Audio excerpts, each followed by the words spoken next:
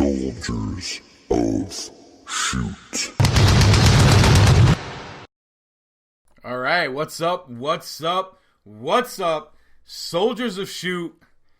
We're back, baby. I was going to do a solo mission, but I had to reach out to my boy, Private Whitehouse here. His first show on Soldiers of Shoot. He did a cool down with AC in recent memory, but his first go around on the YouTube channel here. We're talking pro wrestling, but before we get to that, Private Whitehouse, we have a mission for you. In August, the captain's daughter here is headed down to Virginia, not far from you. So you're on call 24/7, 365, baby. Bro, for you, absolutely, man. Absolutely. I'm looking forward to meeting her. So, absolutely, man, she'll be taken care of, brother. You know that. I have no worries. I have no doubts about that. But how you doing, man? How's the family? How's everything? Family's doing well. Family's doing well. Boys are getting big. Andrea's same. She's downstairs playing some PlayStation down in the man cave at the moment right now. So everything's good, man. Everything's good. Is your boy still waving wieners around restaurants and things like that? Oh yeah. And we're not talking. Proud. Let's just. We're talking about a hot dog. You hot dog. Fucks. Hot dog. Yes, exactly. Loud and proud, man. Loud and proud. So just a little background here. When me and Jasmine and my mom went down for her interview and tour of University of Mary Washington in Fredericksburg, Virginia, I happened to have dinner with my friend who's making way too much noise right now. Power on. We gotta lower your volume. Too much noise, but we got that. A little production stuff here. But we went to dinner, and his son got a hot dog, and grabbed the hot dog out of the bun, started waving it around while standing on the booth, saying, "Daddy, I got a wiener!" And he put on a show for the whole restauant. So it would not shock me. It would not shock me if he's wrestling for AEW on TNT in 12, 15 years or whatever it is. Man, absolutely. I wouldn't be surprised. So loves it.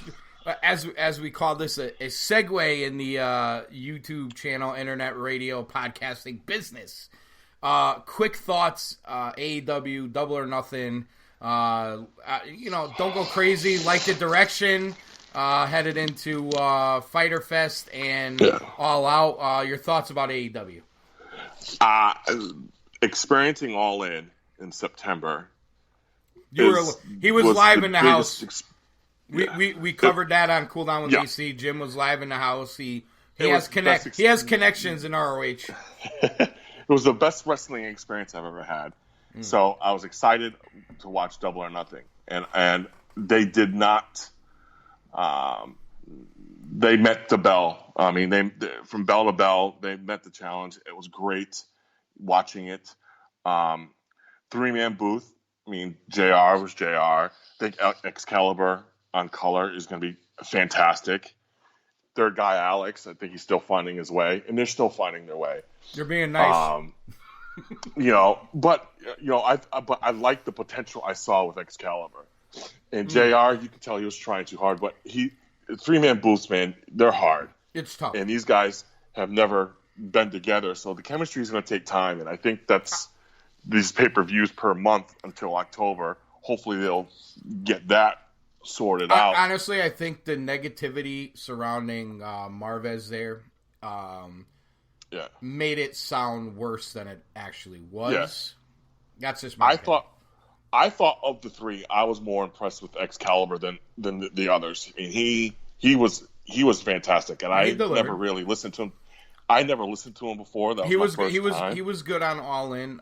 He was good on the press conference stuff. So, they might be onto something there. I honestly, I think if the commentary becomes an issue, there are talented people out there for them to go get. I would have to agree.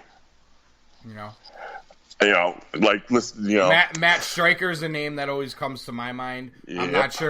I'm not sure what his contractual statuses with Lucha Underground and El Rey Network there. But I mean, I think Stryker might be the best in the game right now. I mean, obviously Kevin Kelly's locked up with New Japan because I like Kevin Kelly a lot.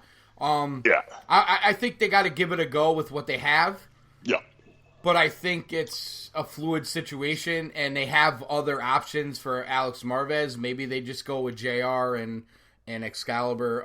We'll see how it plays out. I would like to see that. I would like to see, before anything drastic, I would like to see that. I think of the three, Alex really didn't do anything for me. Well, let me ask you this. Cody said that they welcome all feedback, positive, negative, and sure.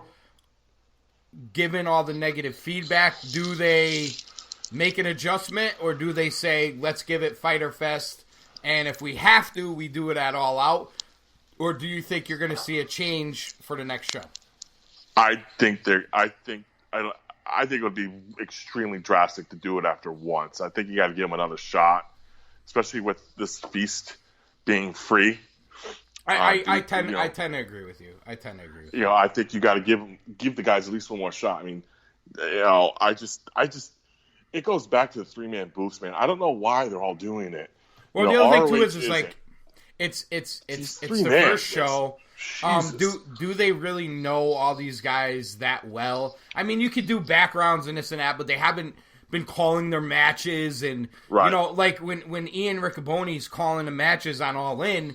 He called 1,000 Young Buck matches. Maybe not 1,000, but you know what I'm saying. He called tons of Young Buck matches. He called tons of these matches. You know what I mean?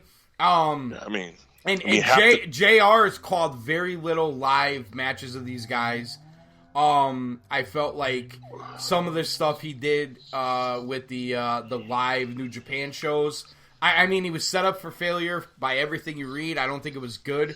I get it. It's a fluid situation. They got. Yeah. I'd give them another show. I just think if there isn't, I think there needs to be improvement to the point where it's not such an emphasis. I feel like when people went for the big negative, that was their big negative. That was the negative. And here's my take on it.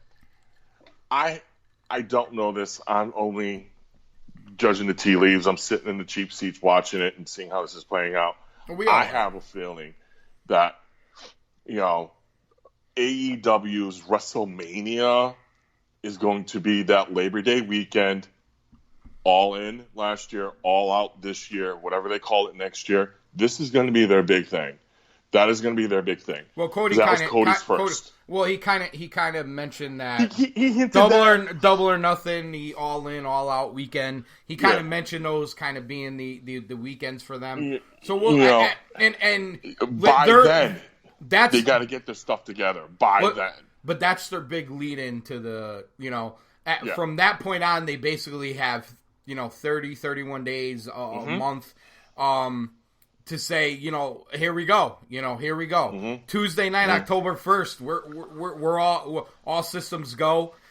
Everything I'm seeing on the indie cards, the stuff around there, whatever you're doing with your mic there, we're getting a lot of feedback. Just I'm sitting still. Okay. I don't know. For some reason, I don't know if it's rubbing against something. I don't know. Whatever. I'm just throwing it out there. So.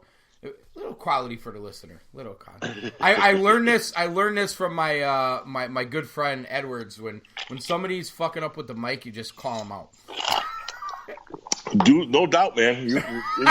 We're talking about commentary. It's perfect timing. I mean, definitely. No, two things before we get off the AEW stuff. I want to talk to you about. Sure. One's going to be a negative, one's going to be a positive. The negative for me were the couple of spots where even myself, as knowing a lot of wrestlers, knowing a lot of indie people, the 6-way women's match, that was the big Kenny Omega ordeal, which, or at least we hear that it's the big Kenny Omega ordeal. That was a big negative for me. And the spot with the tag team there and all the followers who attacked after the tag team match there. To me, there wasn't a lot of explanation to who these people were. That's commentary, but that's also, I think, something they really need to work on, that backstory, where you shouldn't be like, who the fuck are these guys? Especially when you're targeting a hardcore fan base. And the thing with the Japanese women, not to take anything against them and not to say the match was bad, I just think it was poor placement. To me, it was a pre-show match. That's something you got to build towards. I think that one, I can't really. If I'm gonna have a big gripe, aside from the commentary, I think people are a little overboard on the commentary. I didn't love it, but I didn't think it's as bad as they say it is. Only because when I listen to WWE, the commentary is fucking pitiful. So, I mean, I'm just going on that. I'm not going on commentary 10 years ago. For what we have in wrestling today, it wasn't great, but it wasn't god-awful. That, to me, my biggest negative was that 6 Japanese women match. I just felt bad placement, lack of momentum, that kind of thing. I liked the match. I didn't know the ladies. I liked the match itself. So let me say that. But yes, I agree. The placement of it, I didn't really think of the flow. It flowed well with that particular match. And I think a lot of that goes to we didn't have a background on these ladies. Because, dude, bell to bell, those 6 ladies were pretty badass, especially that small one who got the pin at the end. I mean, those ladies were pretty badass, and I was impressed with them and what they did. I just didn't have a background in knowing them, and I think the negative I had was exactly your second one, the tag team with all those weirdos in the mask. And then he sits on the weirdos like a throne. It was a little weird. Yeah, it was I've strange. never seen this tag team before. And I don't think JR has ever seen him before. So, I mean, he was silent. I don't think he really knew what to say. Right. I think they went for surprises. Yes. They wanted the commentators to act surprised because they really were surprised. But to me, that works with Moxley because they're like, oh, yeah, Moxley, all right, Yeah. But when it's like, when we're watching saying, who the fuck are these guys? And the commentators are thinking the same thing. By their silence, thinking the same thing, or not explaining who they are, that to me is a problem. That's the spot where you want to be like, all right, this is going to happen. This is who they are. This is where they come from. So when we as a viewer, or the new people as a viewer, see this happen, then JR says, it's so-and-so, it's so-and-so, this is where they come from, bada bing, bada bang, bada boom. Okay, I get it. You know what I mean? And I just think they missed something there. On to the positive. Oh, go ahead. I'm sorry. Where I would have placed it, I mean, I know they wanted to start with Southern Cal. I get that. They did it at All In. It worked well. Scorpion Sky and Frank Kazarian, they, were part of the opening show in All In. So I'm figuring that's where they were going to be, and that's where they were. I would have switched those. You had the Battle Royal. That popped well. I would have put the ladies after that, and maybe SoCal next, and go up the ladder that way. Something like that, or just switch the girls with SoCal that way as well. So it's starting. You're starting on a low, and I'm not saying that disrespect to the ladies. But starting on a low, and you're working yourself up to a high continually. And I think maybe that would have flowed well too.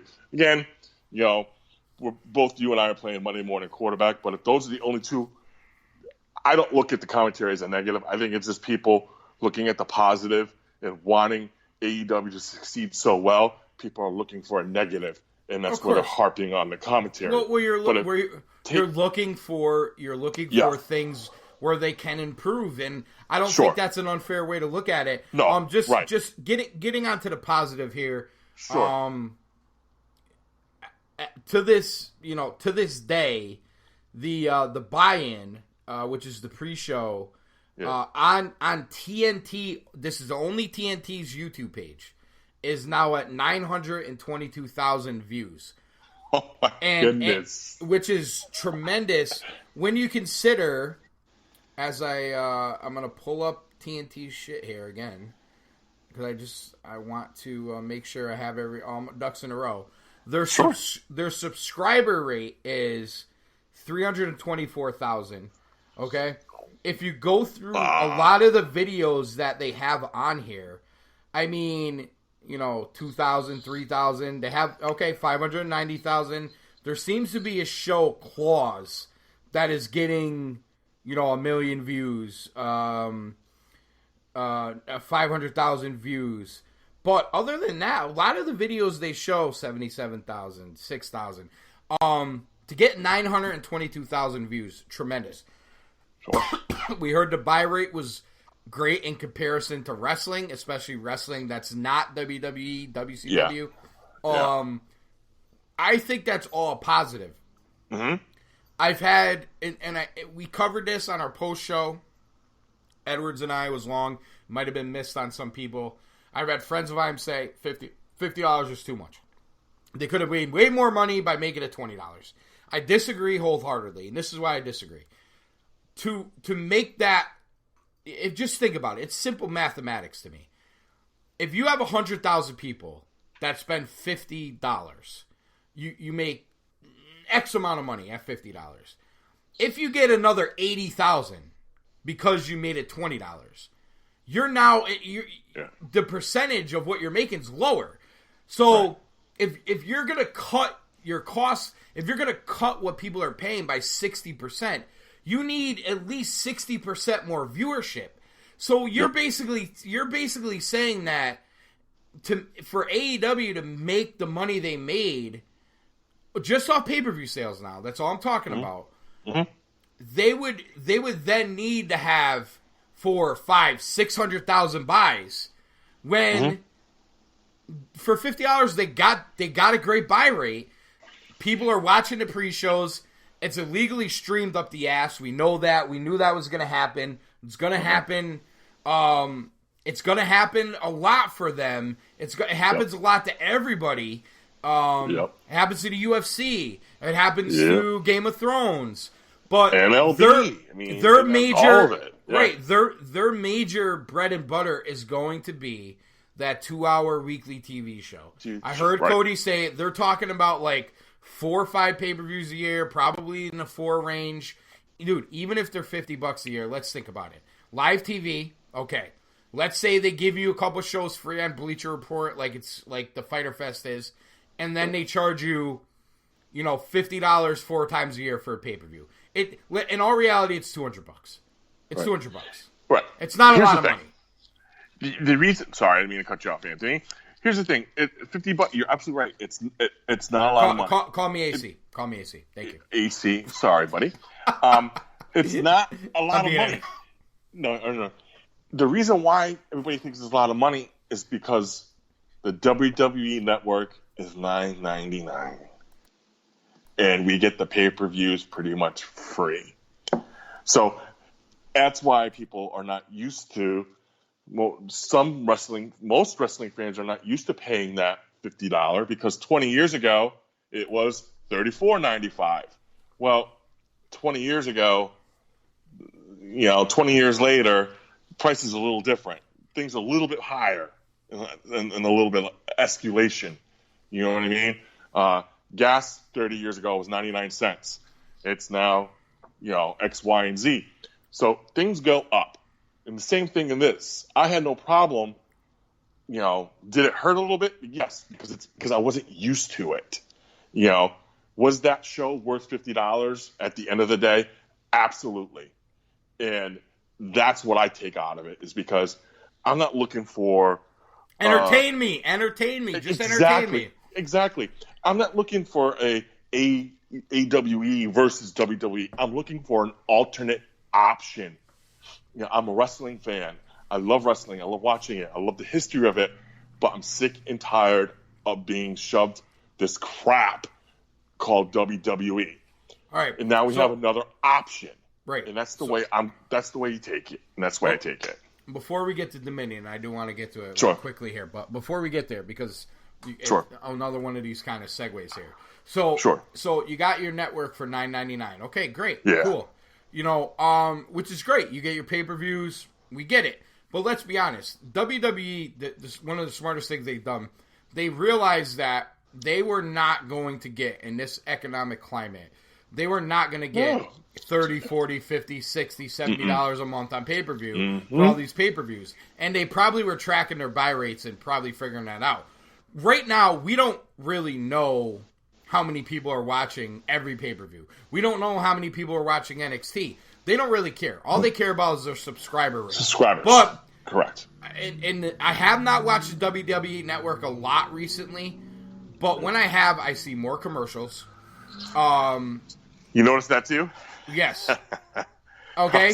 That's so very annoying. telling. Okay? It's annoying. Exactly. So what's going to happen? It's going to be like Hulu. It's going to be like The Zone.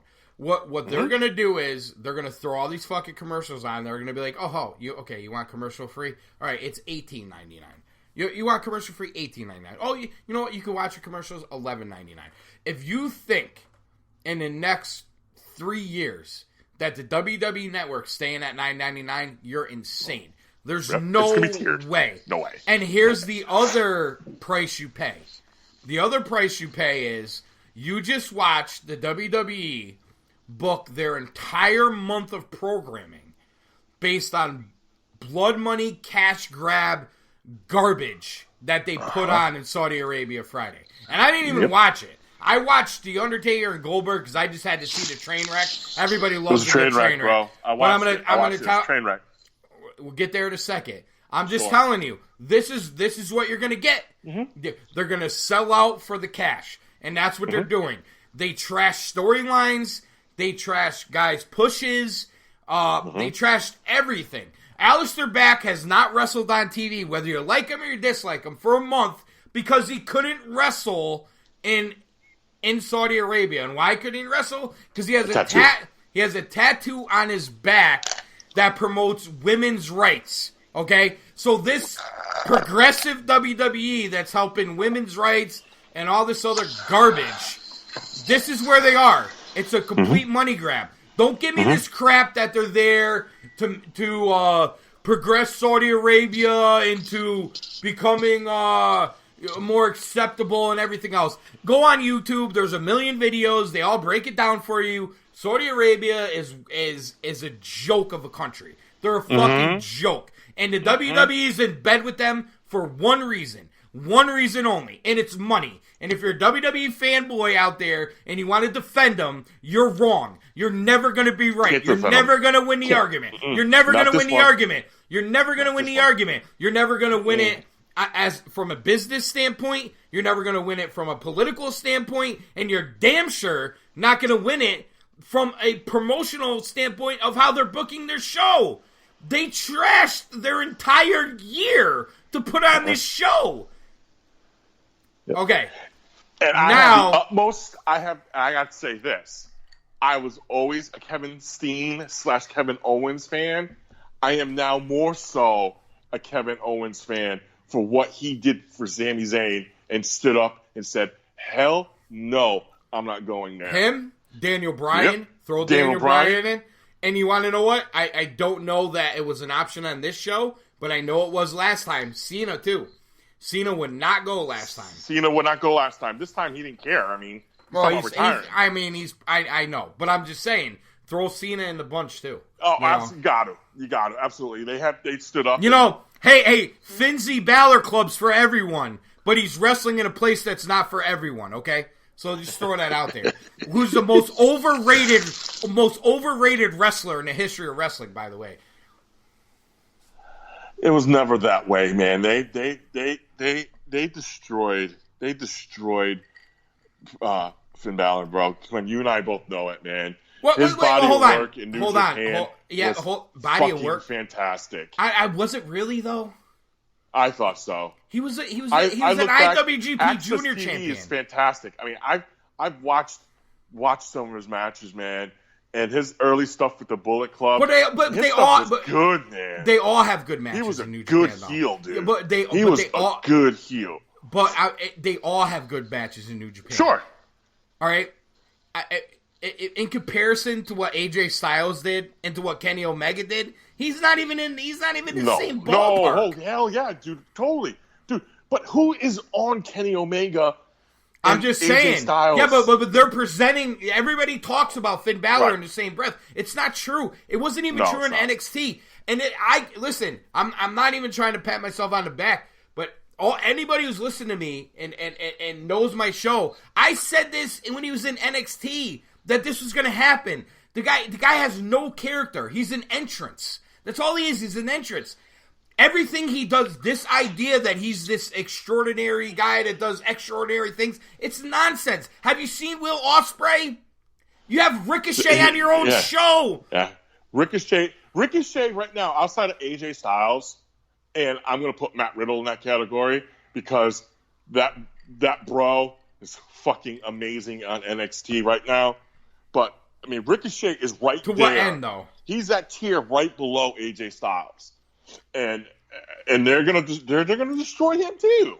Listen, I want to get your thoughts about this because before we get to Dominion, because I've been on this for a while now.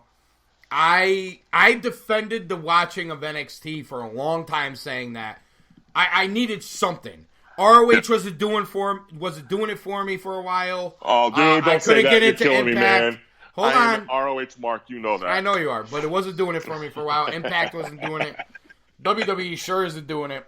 Right. But at least NXT, you got Adam Cole, you got Johnny Gargano, you got Tommaso Ciampa. Like you said, you got Velveteen Dream, you got Matt Riddle. You could go on and on and on. You had the War Raiders, War Machine. They were there. You know, the whole thing. And that's what did it for me with NXT was this Viking Quest or whatever the fuck they were calling it. I'm so done with it. They were gonna fuck up every single person that comes up from NXT.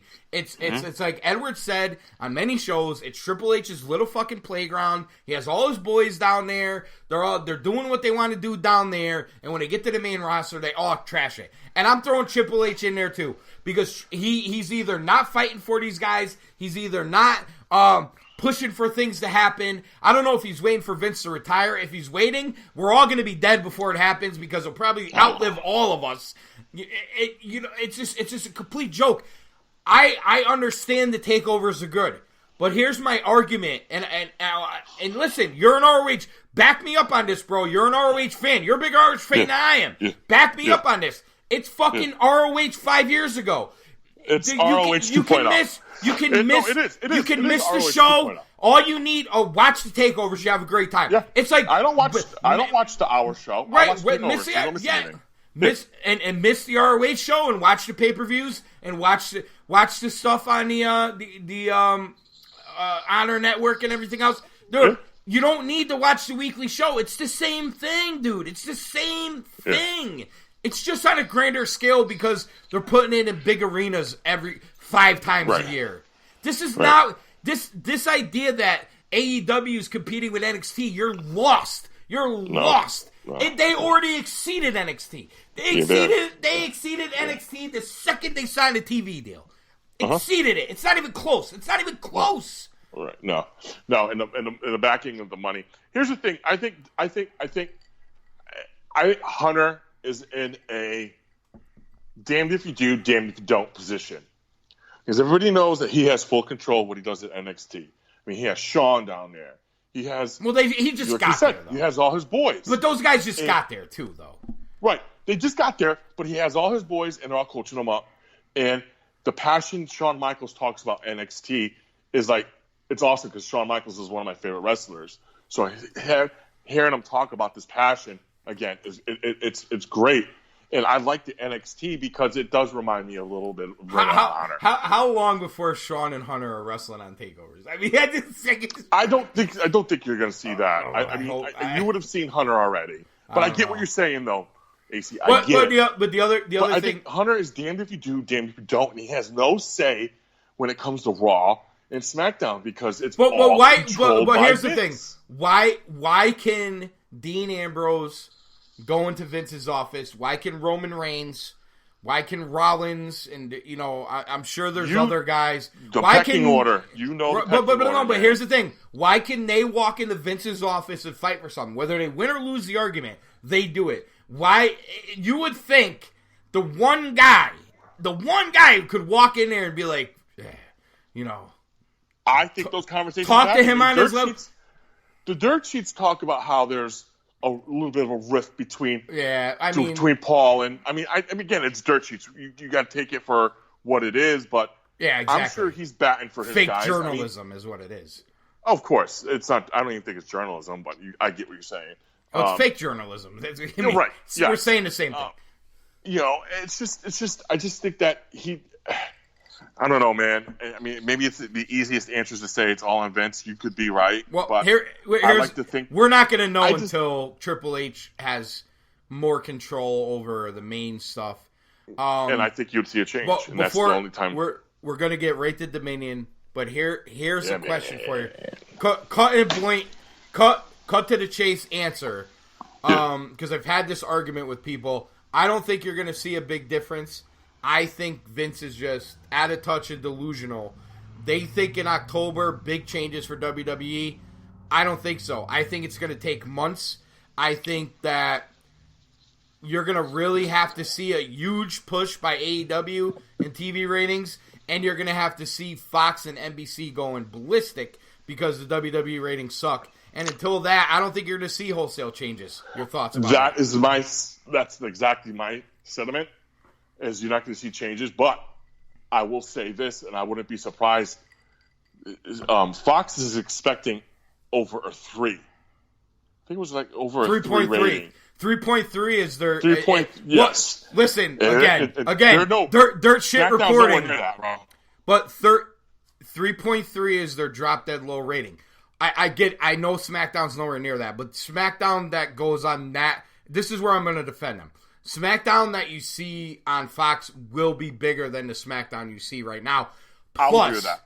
Plus, if you know anything about TV ratings, and I know we're in a different world and everything else, but I do think initially, and I think this for AEW as well, I think wrestling fans are going to have the let me see what they do here. Let's tune in for a few weeks. Sure. Yeah. So that's why I think it's going to take some time.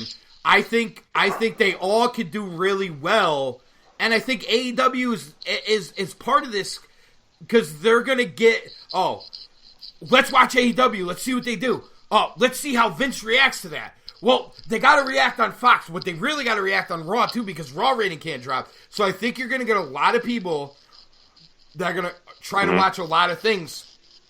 Especially wrestling fans on Tuesday and Friday. I do think they're in trouble Monday nights with Raw because fantasy football, Monday Night Football is going to hurt fall's always, this, And fall, the other... Vince always talks about how he hates the fall. The fall ratings always stink with Raw because of football. And now more so than ever with fantasy football. Right. Absolutely. Well, because you're a target demographic, especially with fantasy football, is very similar. All right. One more question. Firefly Funhouse. Do you like it? Where are you at with it now, and where do you think it's going?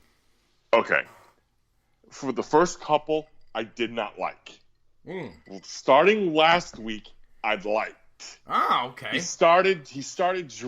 When he started dropping like his clay name and these other innuendo things.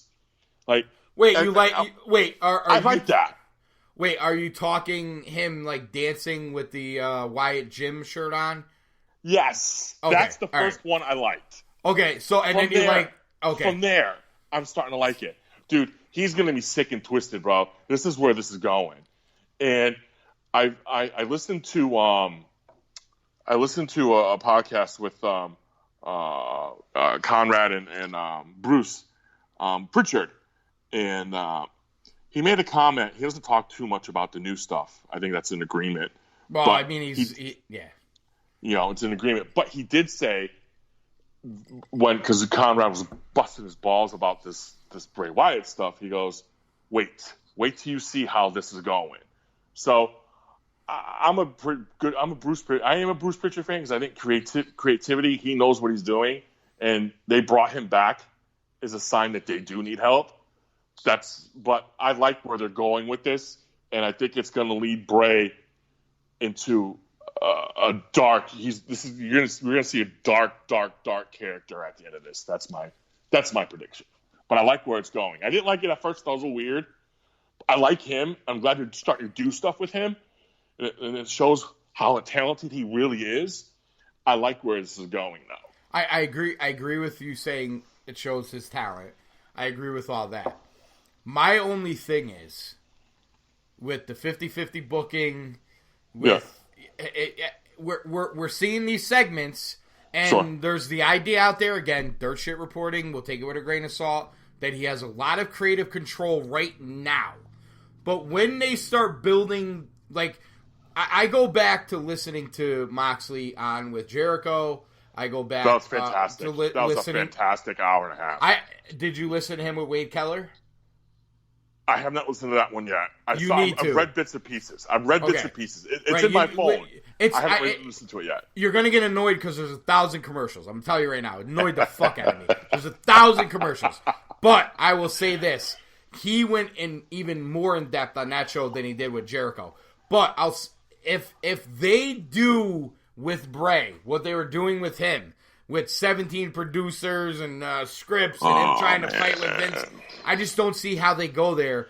Right. But is this a situation where they're going to ride out these Firefly vignettes until they get to October? I don't know. We'll see where it goes.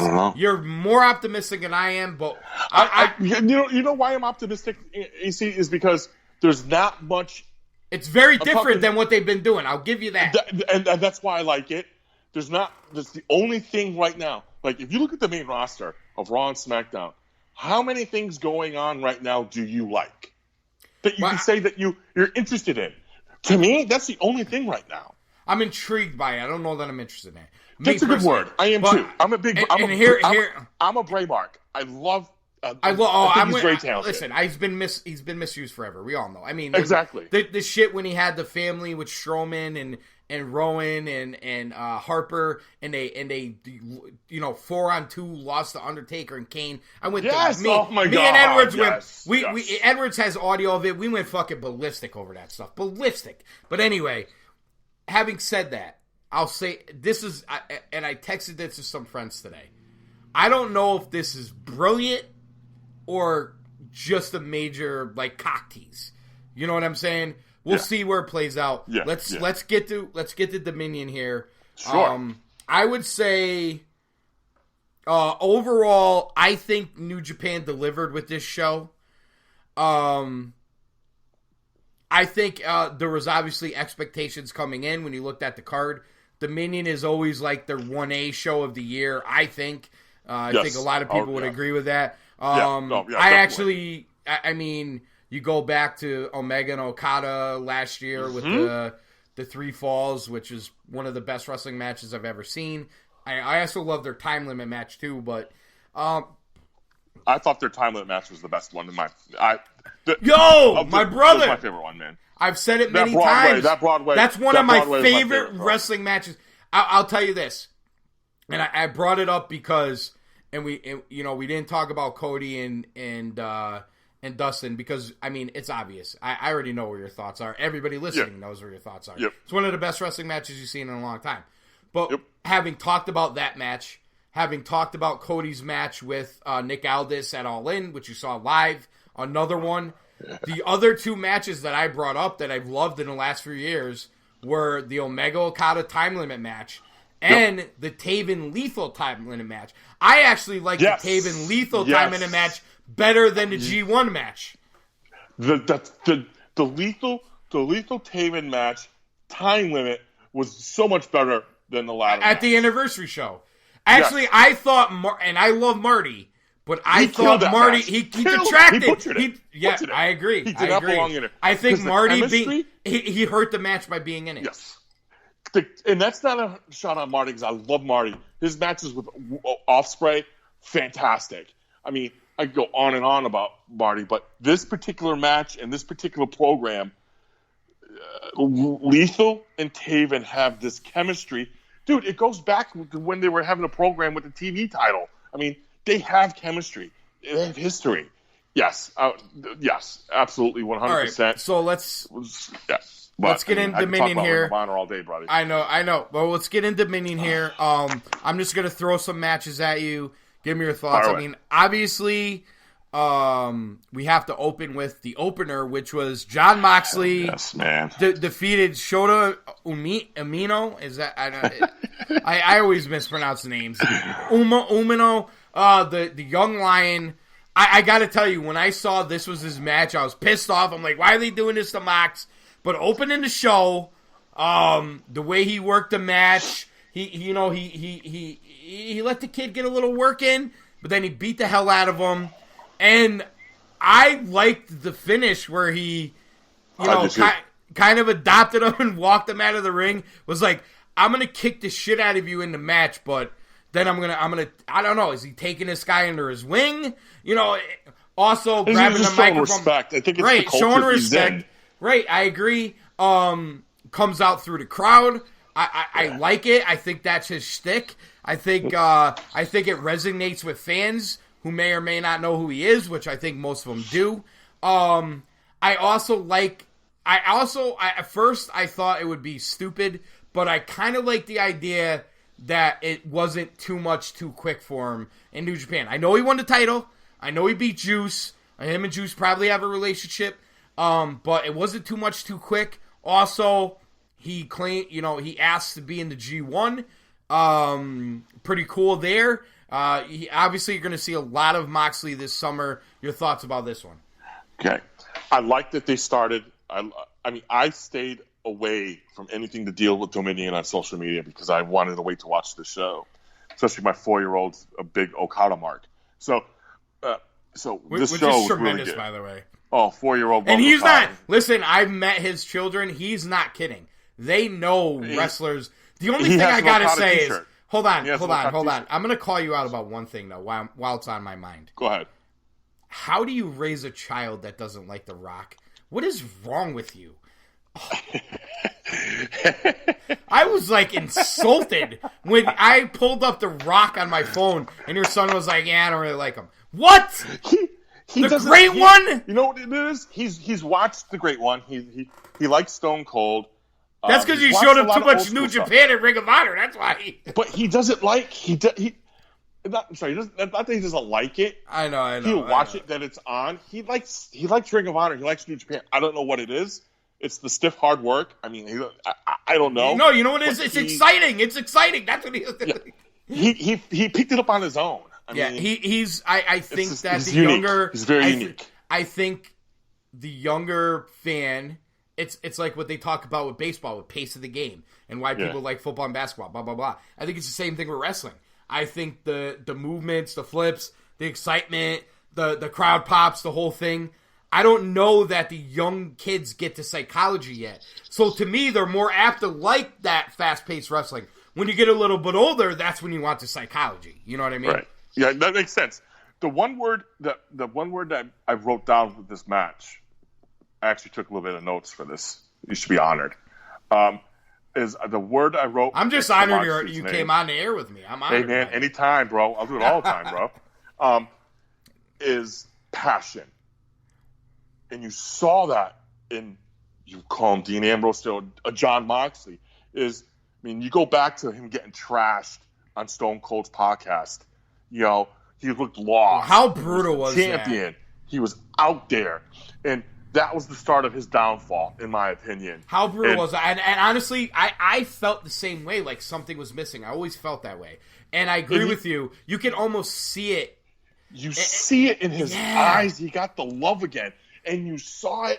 I mean, everybody knew he was going to show up at Double or Nothing. But the pop he still got and exciting, and you see the passion in it. That's why I think coming through the crowd and being who he is and wearing the crazy pants and being a little nutty. You know what I mean? Listen, I just recently changed jobs.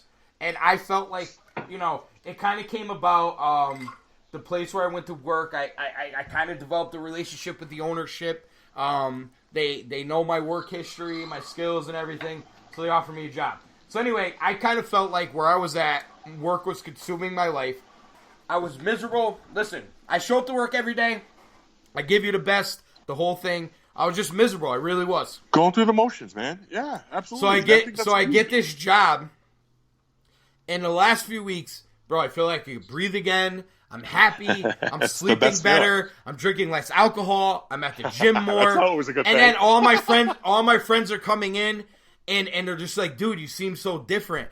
And girls, you seem so different. You're so much happier. You're not as miserable. You're not a dick. And I'm just like, I feel like such a release. And his pressure. I'm not trying to compare. I'm just saying, when you're dealing with life and you feel like you're constrained and everything's crashing in on you, it's very tough. Whether you're successful or not doesn't matter. I was making good money. I was still making good money. He was making great money. That sometimes money isn't everything. You know what I'm saying? Stop. And it was just the timing is just weird. And I just see him and I'm like, dude, that's how I get it, bro. I get it. You broke down the fucking wall in the prison. You know what I mean? And you could just that video montage that he did that he paid for is it literally was him expressing himself, and you see it coming out more and more. Yep, and it's not a war. It's not. We're not being worked. It's not a shoot. It's not a work. Legit, and it's not a work. It. You see the passion, and that's the word that describes him to the fullest now is passion. And AC, I'm going to tell you right now, this is going to take him to another level. Whether it's in New Japan or AEW, no AEW, bro. You're going to see the Jon Moxley that we wanted to see in Dean Ambrose in WWE that was missing. And you're going to see it. Before we move on from this match. Sure. And like I said, I know you didn't hear the Keller podcasting, but he covered a lot. It was probably 2 hours of content and an hour of commercials, and I'm not even kidding. But oh Jesus! It's 2 parts. It's a nightmare to listen to, but you gotta listen to it. Yeah, but anyway, it's on my phone. I just haven't listened to it yet. So he brought up. Okay, so he said that during the day before Double or Nothing, he texted Cody and said we should probably have a camera, in the back room after we go off air so I could cut a promo. Cody's response was done. Didn't ask him what he was going to say, what he's going to do. Do you need a promoter? Do you need me to write you something? No, done. Camera's there. He goes, the camera was there. I cut a promo. I cut a promo from my heart. The paragonal shift or whatever the fuck he called it. He cut that from his heart. One take, done. He said then the Young Bucks had an idea that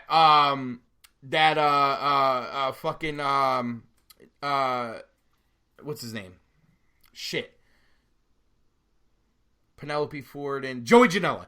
Yes. They said, all right, Joey Janela going to walk in there smoking a cigarette, grab the cigarette out of his hand. Well, we'll promote the match for the next one.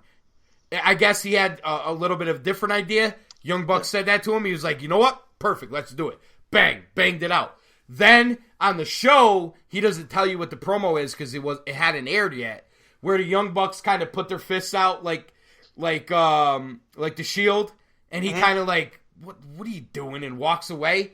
He's like, we cut 4 promos in 10 minutes, 1 take each, no producers, nobody saying the lighting is off, and I said this word wrong, and the spit flew out of your mouth, so you got to reproduce it. He goes, in WWE, he goes, that's 6 hours. 6 hours of redoing it. God. And then sometimes you do it, and Vince watches it, and he doesn't like you got to do it again. So you could hear how he couldn't stand being there anymore in his voice. But let's move on here. I'm gonna skip through a little bit. Shingo Tagachi and Chiyotsu Ojima. This was an important match for one reason. Go ahead. The Dragon, he fought in the heavyweight division in this match. So that stands out in this one. So it looks like Tajia, you're going to see some from the Dragon. Right. He's going to try to move up and get out of the there's another guy. There's another guy I think is going to move up. I like up, this kid, by the way. This Dragon kid. I like him. They have a lot of very good talent that nobody really knows yet in New Japan. They're quickly rebuilding even faster than Ring of Honor. Yeah, they are. All right, so then he had Jushin Liger, Jushin Liger, Yoshihashi versus Minoru Suzuki and Zack Sabre Jr. And before you say anything, I'm going to say this because I love to say this, and I texted this to the general DJ Stames, and I texted this to Hollywood Edwards today, and I actually gave this show an 88% quality, and I took off 7% for one reason, because Zack Sabre Jr. has about 7% muscle. He's a twig. I cannot stand Zack Sabre Jr. I never want to see Zack Sabre Jr. again. All right, I got it out. He's so freaking good, man. No, he's not. He job, I hate it. It doesn't matter. I don't want to see a string bean. Say. I don't want to see a string bean beat Ishii. I don't want to see a string bean beat Naito. You're going to beat... No. I hate it. Fuck you, Zack Sabre Jr.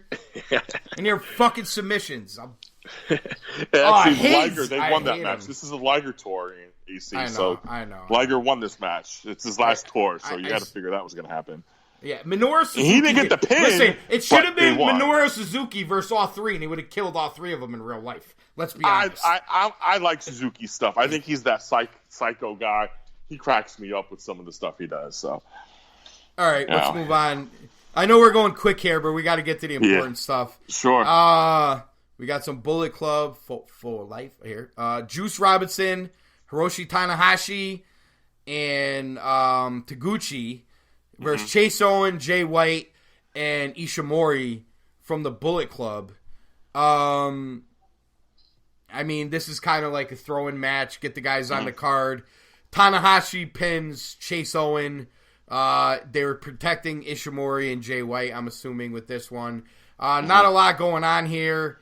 Again, this is one of these typical New Japan throw-in matches. Take it away.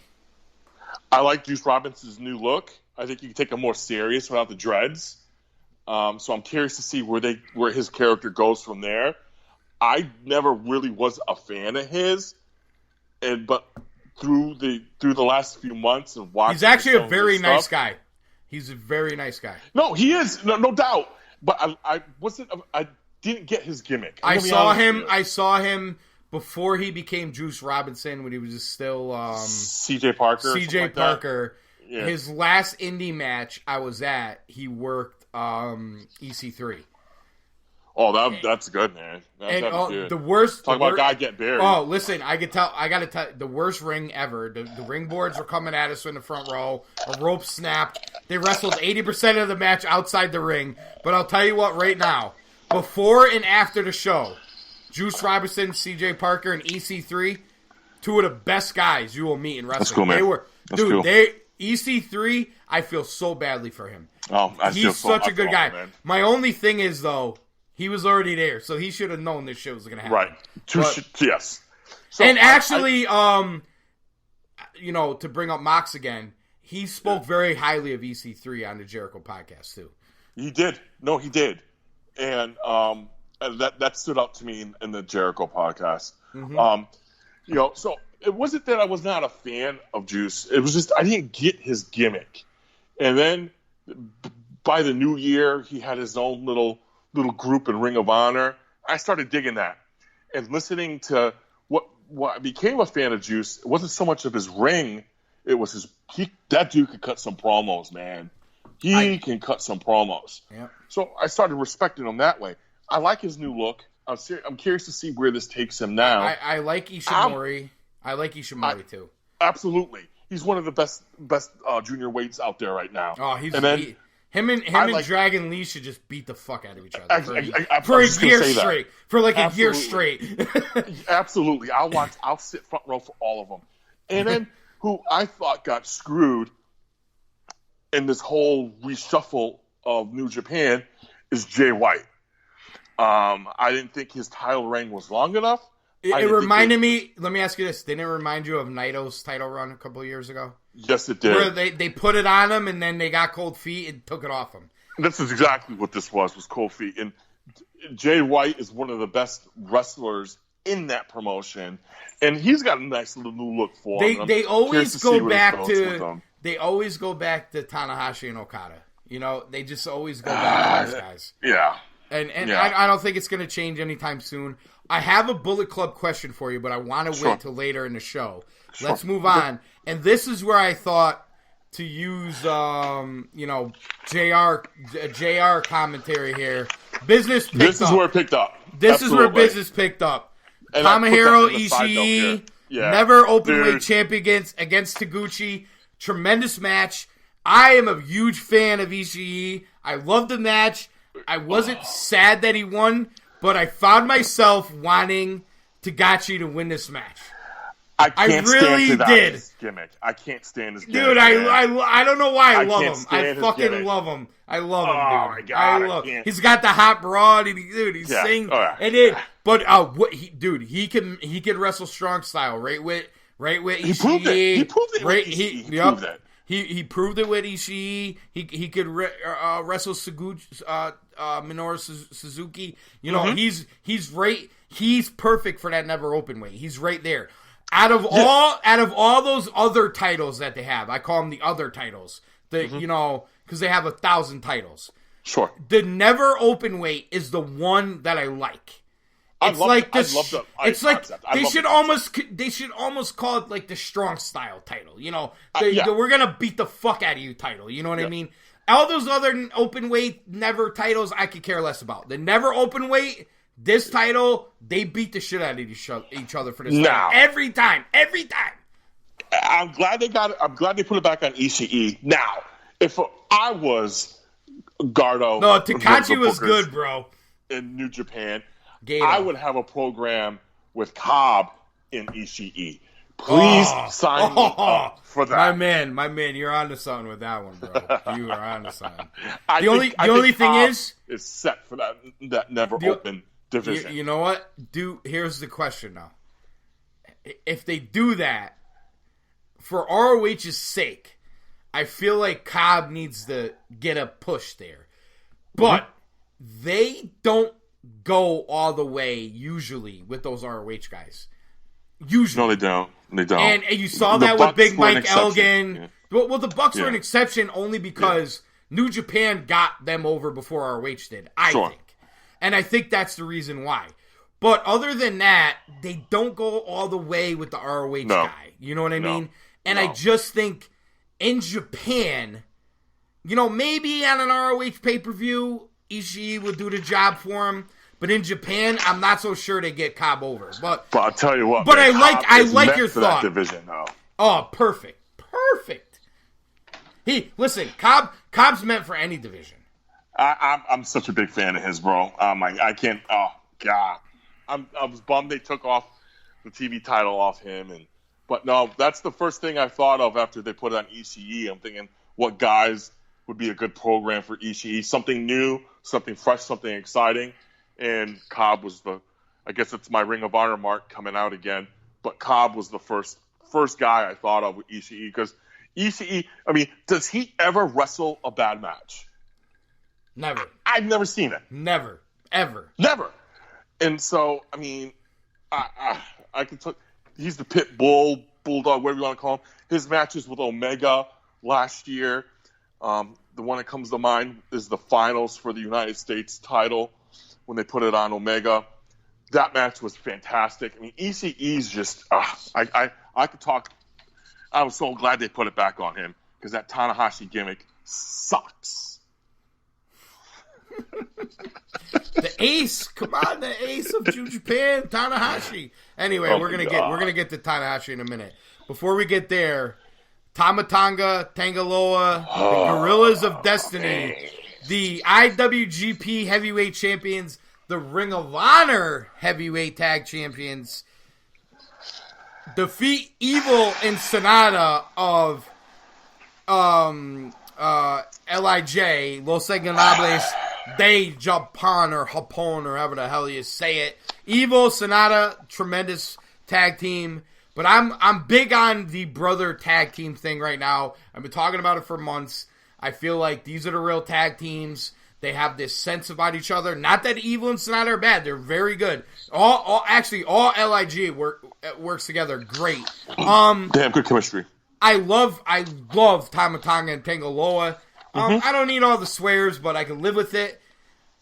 I'll say this. The one gripe I have, I'm going to give you my gripe about this match. I don't like Jado and Bullet Club. I don't like Jado coming out with Grills of Destiny. They don't need him. Although the Bushi spot was pretty cool.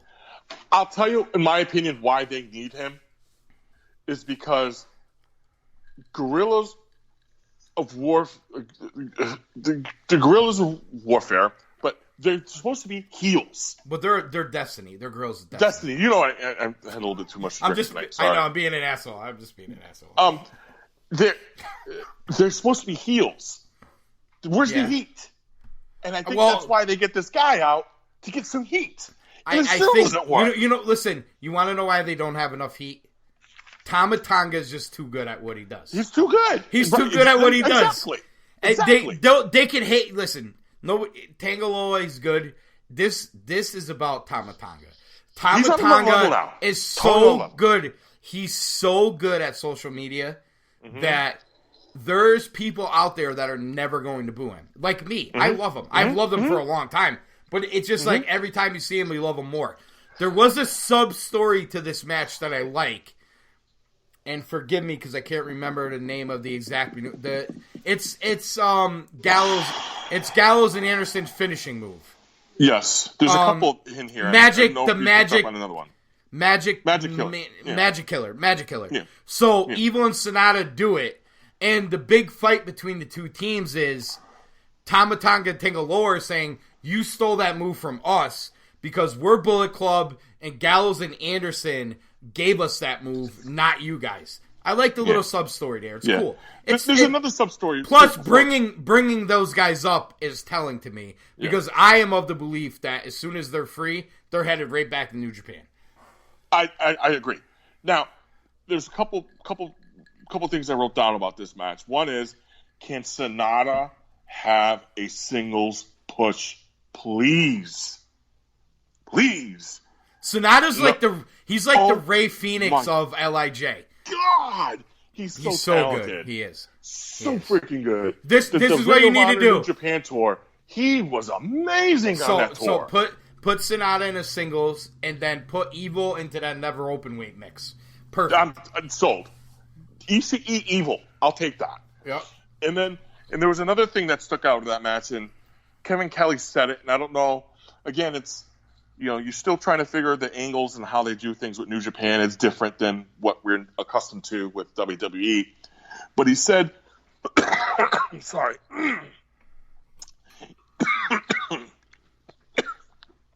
Sorry. Allergies are killing me. You're alive over there? Oh, I'm good. Sorry. The flower flies will lead the way, brother. Sonata leaving by himself. And I wrote that down because do you think he's going to get over? But do you think he'll get over by himself? I think he can. I think he has the talent. I know in New Japan you don't really have to grab a mic to get over. I just think in New Japan maybe, but anywhere else no. I was just going to say that, and no. But he's so freaking good, man. And I just would like to see a singles push with Sonata. Right. But no, I think Tonga's on another level. I mean. And it's funny. I wrote this down on off to the side, looking at the top 5 tag teams in my opinion right now. Give them to me. 1, Briscoes. You're giving me an order.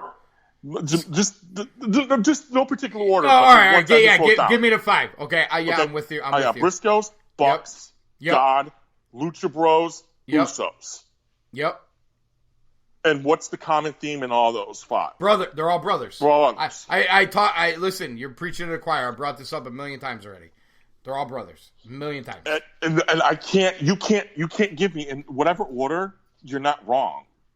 But I think part of the the reason is those guys in their own way have pushed to stay together to be tag teams, and I think the promotions have gone away from building tag teams at a young age. I actually there are tag teams that could have. War Machine's a good example. They kind of molded together. American Alpha is a great example, of tag teams that aren't brothers that could still be really good. But it just seems like the promotions are willing to let the brothers stay together, whether that's their own politicking or not. I don't know. Right. But it definitely works. Add Daniels and Kazarian to that too. I mean, I totally get it. But those, I think, are the exception to when you look at it. You look at how many Daniels and Kazarian have been together forever. They're a great tag. Of course. I mean, there's other great tag teams, don't get me wrong. I like LAX too, personally. I do too. But when I look at the 5 that have dominated, I can't come up with another set that dominated. If you're gonna you the only other, I mean, there's a lot of push for the Revival. The problem is they just haven't been booked right on WWE. No, that's correct. They could be on that next tier. Because, dude, I mean, their comp to the Revival is, I mean, you look at them, oh, that's Arn and Tully. Easy back in the day. You get that because they're old school. But, it's just when you mentioned that you have this big thing for tag team brothers. I do. And I have these and I have these 5 written they on my have margin. They have a natural look. I agree. They have a natural look. They have a natural flow. They feed off each other. The whole thing. And the crazy part about the majority of those tag teams, you could pick the one guy that would go nuts in a single situation. Where like Tama Tonga, or I personally think Nick Jackson. Pentagon and Phoenix is close, but I'd lean towards Pentagon. Obviously Jay's already done it. 2 times, man. 2 times. Dude, I'm all in on Jay for another title run. Please don't get it twisted. I don't want to see Taven's title run cut short, but down the road, Jay again, all in on Jay doing another title run. The one exception I would say is Jimmy and Jay Uso. Right, those two are like they're interchangeable. They're the most interchangeable tag team out there. And they're tremendous at what they do. And the thing that and to see them playing cornhole on a fucking wrestling show is bullshit. Bullshit. They reinvent themselves. Yes, so talented. I like them as the Hawaiian. But then they come out with this Uso Penitentiary. And they're supposed to be heels. Down and I'm like, oh my god, I love Day one is extended down since. Day one is. I love the Usos. It's just those 5 right now. And it's funny you mentioned brothers, and I'm looking.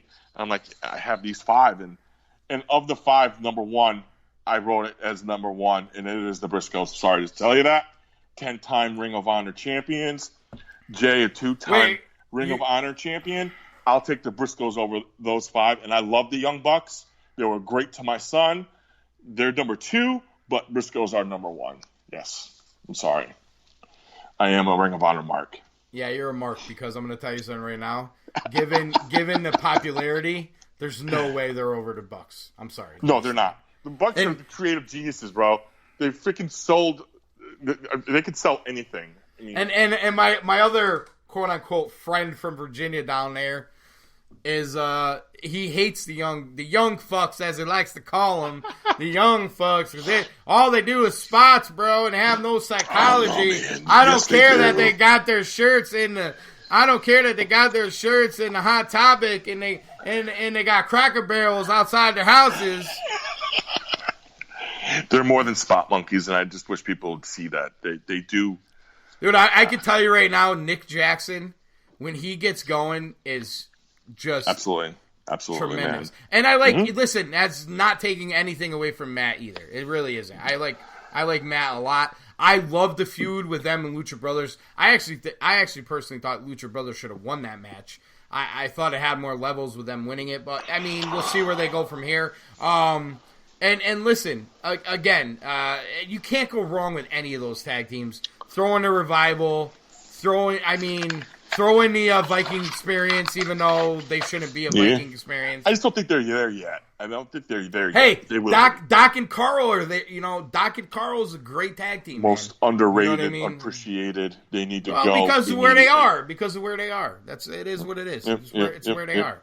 It's where they are. Anyway, before we get to the three biggies here, Shibata comes out, and everybody thinks it's to announce the Ospreay Dragon Lee match, and he announces Kenta signing with New Japan, headed to the G1. We just hope he can, as Jim Whitehouse is dying from allergies. Sorry. He says. Yeah, I'm sorry. Apologize. Yeah. He got so excited about Kenta, he can't breathe. Right. I just hope Kenta could make it to the match without getting hurt. Correct. And for those of you out there, it's Hideo Itami, but his name's Kenta. Hideo Itami. Yeah. For you fanboys. Let's not bring that name up anymore. It's cursed. It's jinxed. It's Kenta. And I love this spot, especially with his shirt. I thought, no, I didn't know if that was a coincidence. I don't get it though. I don't get it. I got to be honest. I don't get it. I don't know. Just seeing Takeover on his shirt. There was a Takeover. Well, he was on the first. Ago. Well, he was on the first Takeover. He was never used right. Didn't he on the first Takeover? Didn't he team with Balor? Is that what happened on the first? I can't remember. I know they were in the tag team, but he got hurt. Oh, well, yeah, of course he got hurt. I mean, we know he got hurt. He got hurt a lot. Every time he came back, he got hurt. Dude, maybe. I mean, he's big now. I mean, but you know what that is? He can't do cardio because his knees are shot. I mean, what do you want me to tell you? Yeah. I hope he gets a shot at New Japan, and I hope he can stay. So healthy. many people are mad at me right now. They're like, "Fuck you, AC. Kenta's back, bro." No, I thought it was a good spot. Hey, listen, after we talk about this next match, I want to see Kenta wrestle this match and walk out still walking. No, I don't think no. No chance. No chance. There's no chance. All right, No chance. Let's get into this as we head into the main event type, the big three, the main event type matches here. The 2-time now winner of the Super Juniors, Will Ospreay. And who was the other guy who to do it, though? The other guy to do it was 2-time Fergal Devitt. Speaking of fragile wrestlers. Just saying, he had a good run as a junior. He had a great run as a junior. I mean, that's what he got a shot at the heavyweight. Of course, because he's 12 pounds soaking wet.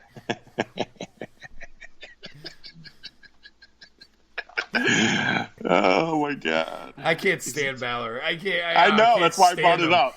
I can't stand him. I know it's Fergal Devitt, asshole. Anyway, the leader of the Bullet Club. Oh yeah, they cost him out on his ass so fast that his head spin. Anyway, Will Ospreay. Speaking of guys who needed muscle, who is now putting on muscle. My god! But here's the other thing. It's not only that he put on muscle. He's still doing his acrobatics, but he's starting. He's starting to wrestle. He's starting to tell an in-ring story. He's starting to wrestle more strong style. He's reminding me more and more of Ricochet. When Ricochet was Ricochet, not the Ricochet you guys watch on Monday. The real Ricochet. No, there's the real Puma. Ricochet. Yes. Prince Puma, the indie Ricochet. That's who we see here. And listen, Dragon Lee brings the thunder, bro. Dragon Lee is going to beat the hell out of you. And Ospreay was game. I see my boy Flip going in the same direction, adding the muscle. Still with the flips. Flip has to, or he's going to get hurt. Still with the flips, but they're the more strong style, the better psychology. I see a lot of parallels there. Good for Ospreay.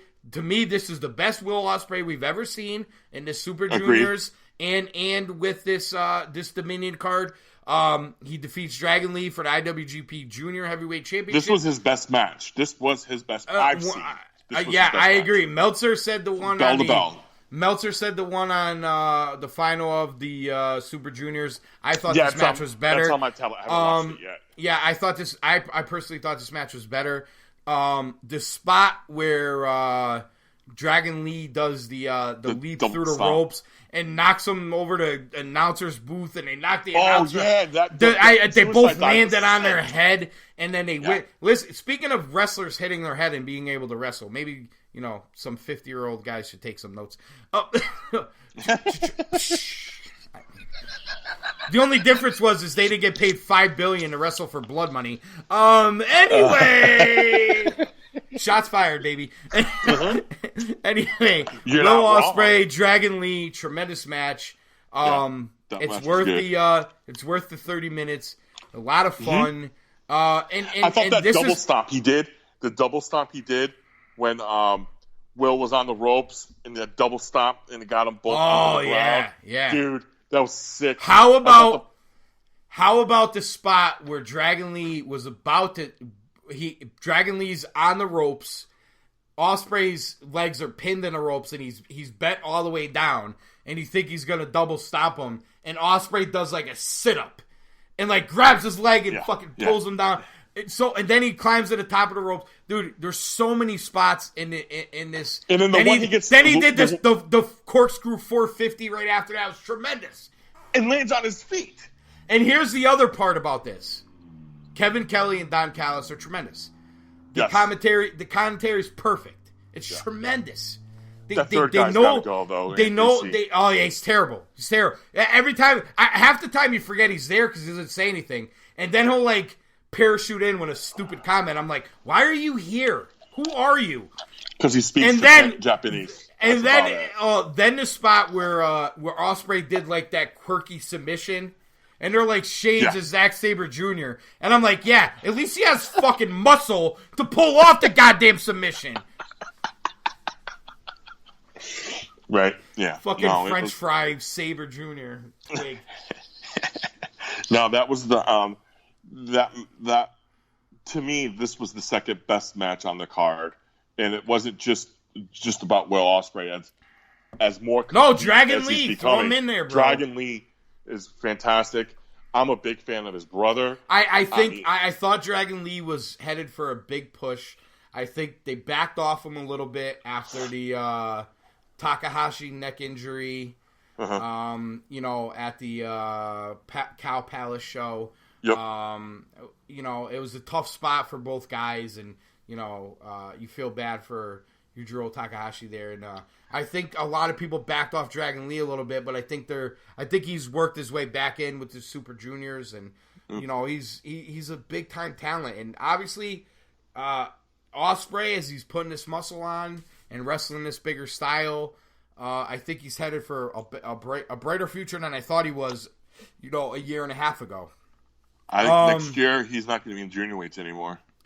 Before we get to the main event, obviously we have another match, and I thought this was by far, well, I shouldn't best say match on the card. They stole the show. It's the best match on the card. No doubt. You have two of the best in New Japan. These guys just deliver every single time they wrestle, no matter where it is. And you and I talked about this earlier today. I don't know if there's a better guy with in-ring psychology anywhere in wrestling than Tetsuya Naito. And Don, and it's funny you say that because Don mentioned he can't name another wrestler that can have a crowd in the palm of his hands. Oh, he really does. More than Naito. He said that word for word tonight when I watched it tonight. I'll give you the only guy I could think of. Cody. It's the only guy I can think of. Now he's the only guy I can think of. Cody. Well, the all-in double or nothing Cody is the only guy I can think of. Yeah, I'll have to agree with that. And Naito defeats Ibushi for the IWGP Intercontinental Championship. He hit Destino 2 or 3 times before he got the pin. So many moves. There was a spot on the ring curtain there where you thought Ibushi broke his neck again. I thought he had a concussion. I think he got hurt, man. I don't know. Ibushi's so athletic and so strong. You just never know. Whether he was rocked, I'm sure he was rocked a little bit, but he rolled with it. He sold it. that count out when they got to 19 and he kind of just like jumped in. It was either on instinct or he sold it like it was on instinct. But I'll tell you this,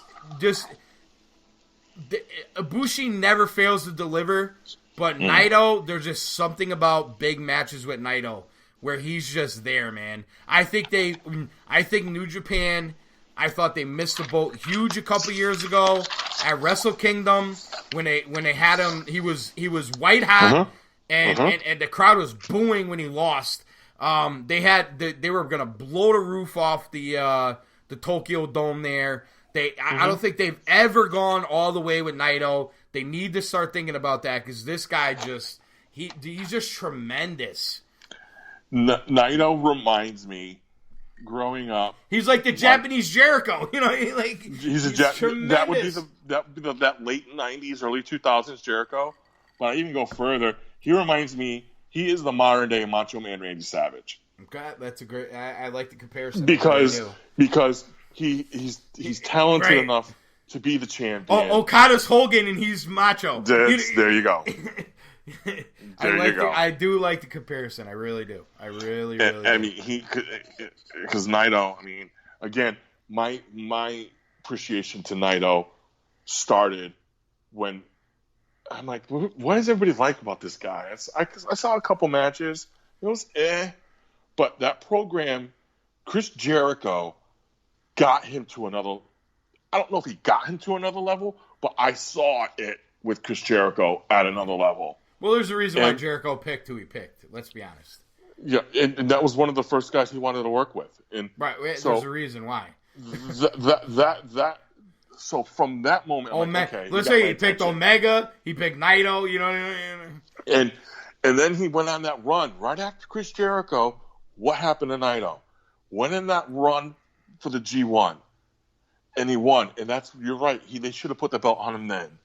You know, so that's why he reminds me of Macho Man in that similar position because that's what happened to him. But he's just on another level, man. His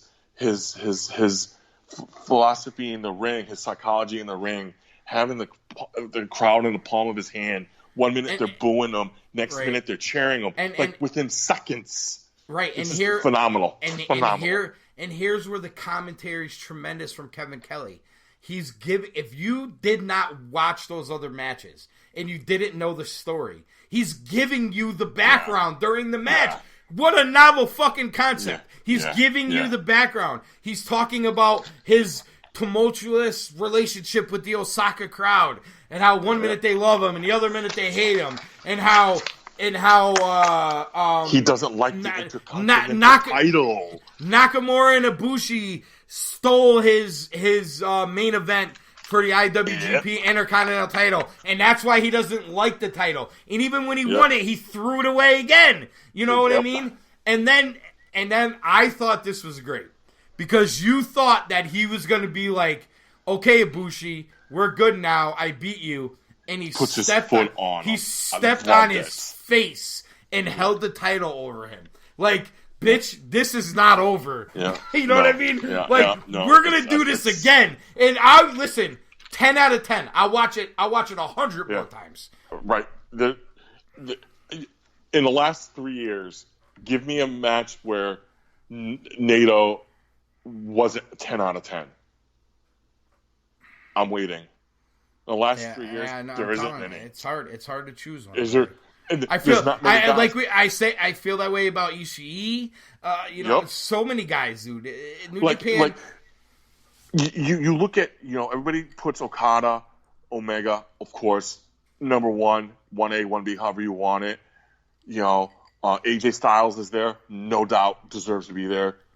Dude, Naito is right there. You know what I think? He is right there. Before we get to the main event, and I want to hear your thoughts about this, because I honestly believe this. And you brought this up with Tanahashi earlier.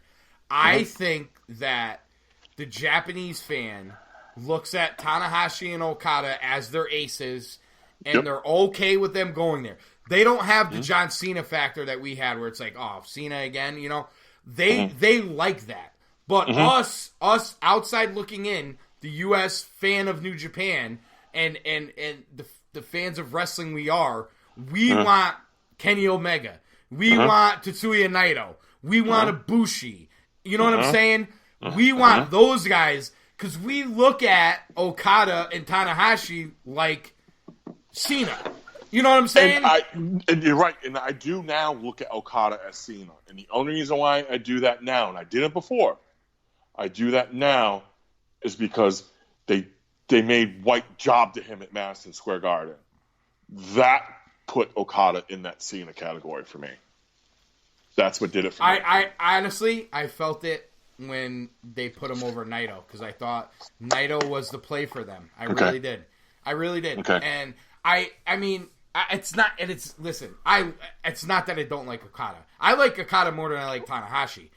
Absolutely. And I'll tell you this. And here's the thing about all these guys. Whenever they're in a big match, it's a big match. And they deliver all the time. They always deliver. Nakamura, same thing. I know, listen, the WWE fans like, Nakamura's not that good. Dude, he has a producer trying to produce his matches and all this. Listen, let Nakamura out of his fucking contract and let him go challenge for the IWGP Championship against Okada at the G1 final or something, and we'll see the real fucking Nakamura. Okay.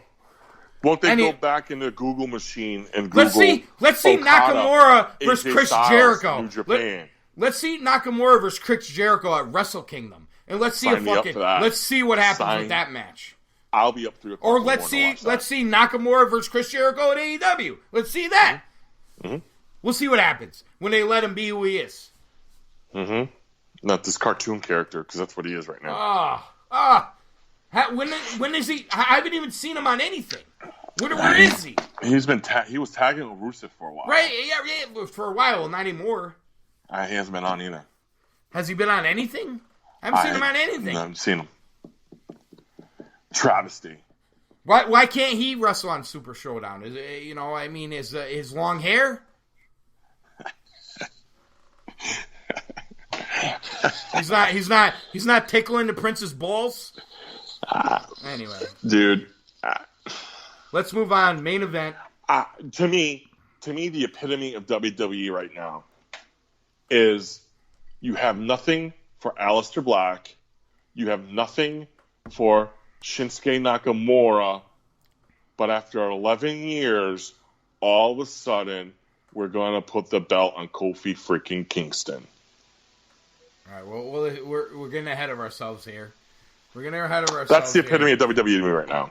Well, you're probably right about that, but main event: Kazuchika Okada, IWGP Heavyweight Champion, defeats Chris Jericho with the same the exact same pin. Hold on, the exact same pin that he got his one pinfall against.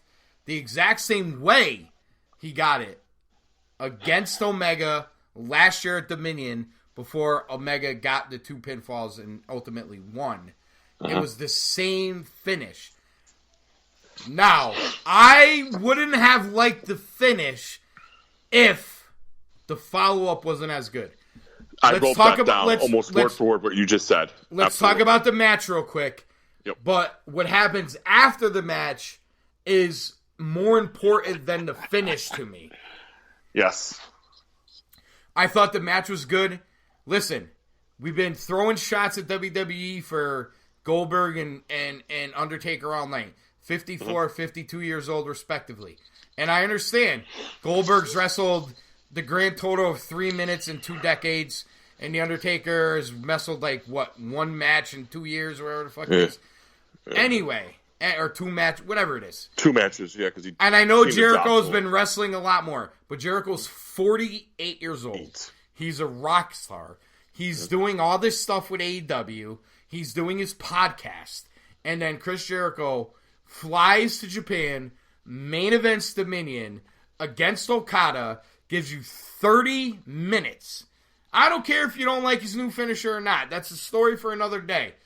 What a showing by Chris Jericho. He's proven right now, we just talked about it with the Usos several minutes ago, reinventing themselves. Chris Jericho is constantly reinventing himself. Well, his entrance at AEW showed that too. That was their idea. I love that. And the one thing I wrote with this match is Cody's idea, by the way. Yes, is this was a good match. This was a typical Y2J Okada match, and that's not a knock. This just shows how good they both are. There's nothing bad, but this was just a typical match of what the caliber they are. And to me, what stood out is not so much the match as what happened after the match. But this particular match it was a typical 4-star, give it the Meltzer 4. I haven't looked at his ratings, but I'm sure he probably gave this around a 4-star match. I agree. That's the talent of these two guys. It wasn't an out of this world match. I think it delivered. This is how good they are. I think it delivered, but I think their bar is set very high. Yes. That's why I think the Naito Ibushi match was so good. That's why I think the Ospreay Dragon Lee match was so good. Their bar is set very high, and they reached that bar. Okada and Jericho, did they exceed their bar? No. But they gave you a very good match. They're in the ballpark. The quick finish, and then what happens after with Jericho being one of the best heels, if not the best heel in pro wrestling, beat down Okada, hits the Judas finisher, whatever the hell he's calling it. Judas effect. The Judas effect. Thank you. Then he's going after. He puts the chair on Okada's neck, and he's about to slam him into the post. Tanahashi comes for the save. Jericho talks shit to Tanahashi on the mic. He calls Okada a son of a bitch. He gets the crowd booing him. He had that crowd so mad they wanted their money back. Japanese fans wanted their money back. Chris Jericho is a genius. And not only did they want their money back because they're pissed at Chris Jericho, they wanted their money back is because they beat the shit out of him, and Okada couldn't do his normal goodbye with the mic at the end of the show. Let's be honest, too. Booed. Here's the thing, though. Here's the thing. And listen, I know a lot of wrestling promotions do this. Do we really need somebody to thank us for coming? Get over that bullshit. That shit is WWE. They were doing that shit with CM Punk for the longest time. I know New Japan does it, and Omega was doing it. Goodbye and good night. Bang. Dude, I gotta hear goodbye, good night, man. I'm a Omega Mark. But here's the other thing. New Japan World. Can we get when a Japanese guy is speaking fucking Japanese, can we get a goddamn subtitle? Jesus. We have no idea. Can we, please? That's why I don't care. I have no idea what they're saying anyway. Unless it's fucking Kenny Omega, I have no idea what they're saying. So I don't care. And you want to know something? I'm glad Chris Jericho broke his fucking esophagus where he couldn't talk. To me, that's what a heel does. He's not talking to you, bitch. You want your money back? That's because I'm the best fucking heel in wrestling. Suck it. Awesome. You son of a bitch. I love the ending. I loved the ending. Can I get the one other? And I don't know that you heard this. Do you remember the spot in the match where Jericho started choking Red Shoes? Yes. Do you remember what Don Callis said? I don't remember. He said something to the effect of, "Why is Red Shoes such a pussy?" I love Don. It's 6:40 in the morning. I just worked a 12-hour bar shift. I'm fucking, delirious. And Don Callis breaks out with that. I popped like fucking. I couldn't even tell you. Don's starting to become for me is the modern day Bobby Heenan. As the color guy, just with his one-liner jokes, man. Hey, listen. He's not Bobby Heenan. I'm not saying that. I know, no. He's very different. I don't need your Twitters to tweet that. No. He's not Bobby Heenan. What do you mean? Nobody will be Bobby Heenan, bro. What are you talking about? What are you talking about? Why are you on Soldiers of Shoot? He reminds me. I'm on Soldiers of Shoot because most of those jack-off Twitter followers you have probably don't know as much as I know and watch as much as I watch. Probably not. So that's why I'm on here. So they could suck it. Hey, listen. Sometimes guys we have in the network don't even know shit. Hashtag white. Anyway. Hashtag Peter Rosenberg. Thank God he's gone. Peter Rosenberg. I fucking hate that dude. He's such a piece of shit. He's a communist. He's such a communist. Dude, I can't even listen. How is Peter Rosenberg on like 3 shows in New York City? How is a communist? I don't know, man. I don't get it. That is why AOC is an. We can't go there. We can't do politics. All I'm saying is I can't listen to Michael K anymore because Rosenberg's on there. Michael K sucks anyway. Michael K sucks anyway. Anyway. Had to throw that out there. Before we get out of here, go St. Louis Blues and Game 7 tomorrow night, man. Oh God! Thank God it's over. I'm so sick of this Boston shit, bro. Through June. Are you FaceTiming with Bobby Cruz watching the Bees? Oh. Through June. Yes. Why you know some of my comment? So through June, give me your 5 pay-per-views, top 5 through June. I mean, it's only half the year's almost over. Top 5 pay-per-views of this year? Your top 5 pay-per-views you watched this year so far.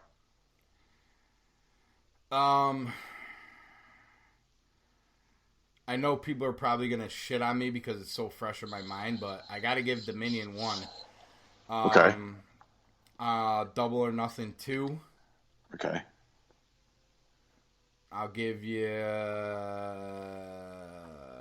TakeOver New York 3. Okay. G1 4. Okay. G1 Special and yep, I know it's pretty bad. Yep. And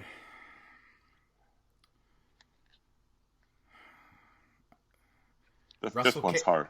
Yeah, I'm gonna give it Wrestle Kingdom, but it's close to Mania. I didn't love Wrestle Kingdom this year. I didn't like Wrestle Kingdom this year either. That was because my boy Omega lost. We knew that was going to happen. Honestly, 5 is hard because all the rest of them suck. Yeah. So my 5, I got Double or Nothing 1. I can't give you 2 NXTs because they're all so similar. You know what I mean? Right. I got Double or Nothing 1. I got the G1 Special at Madison Square Garden 2. You knew Ring of Honor was going to be in there. Number 3, I have the TakeOver 25. That was because Adam Cole finally got the belt. Number 4 is Dominion. And number 5 I put in there is because I didn't think anything really of it, but I'm becoming such a fan of this particular heavyweight champion. The NWA Crockett Cup was number 5 for me. That was because that Aldis Marty match was fantastic. That was a very good pay-per-view. I thought that was a very. I had that box. I didn't even. You know what? I didn't really consider anything under Ring of Honor. But you know what? That I mean, honestly, I'd probably put that over Wrestle. That probably would be my 5th. Yeah, that was my 5th. For some reason, I don't know if it's because it's so fresh in my mind, but I really loved the Dominion show. I really did. I don't know what it was. No, it was funny because I wanted to watch it, and and mostly because Okada and my 4-year-old loves Okada, so maybe want to watch it more. But I really, hearing you talk about how good it was, I'm like, okay, I'm really going to watch this. I really enjoyed it. The last couple, Anthony, New Japan, only New Japan ones, weren't that very good. No, they really weren't.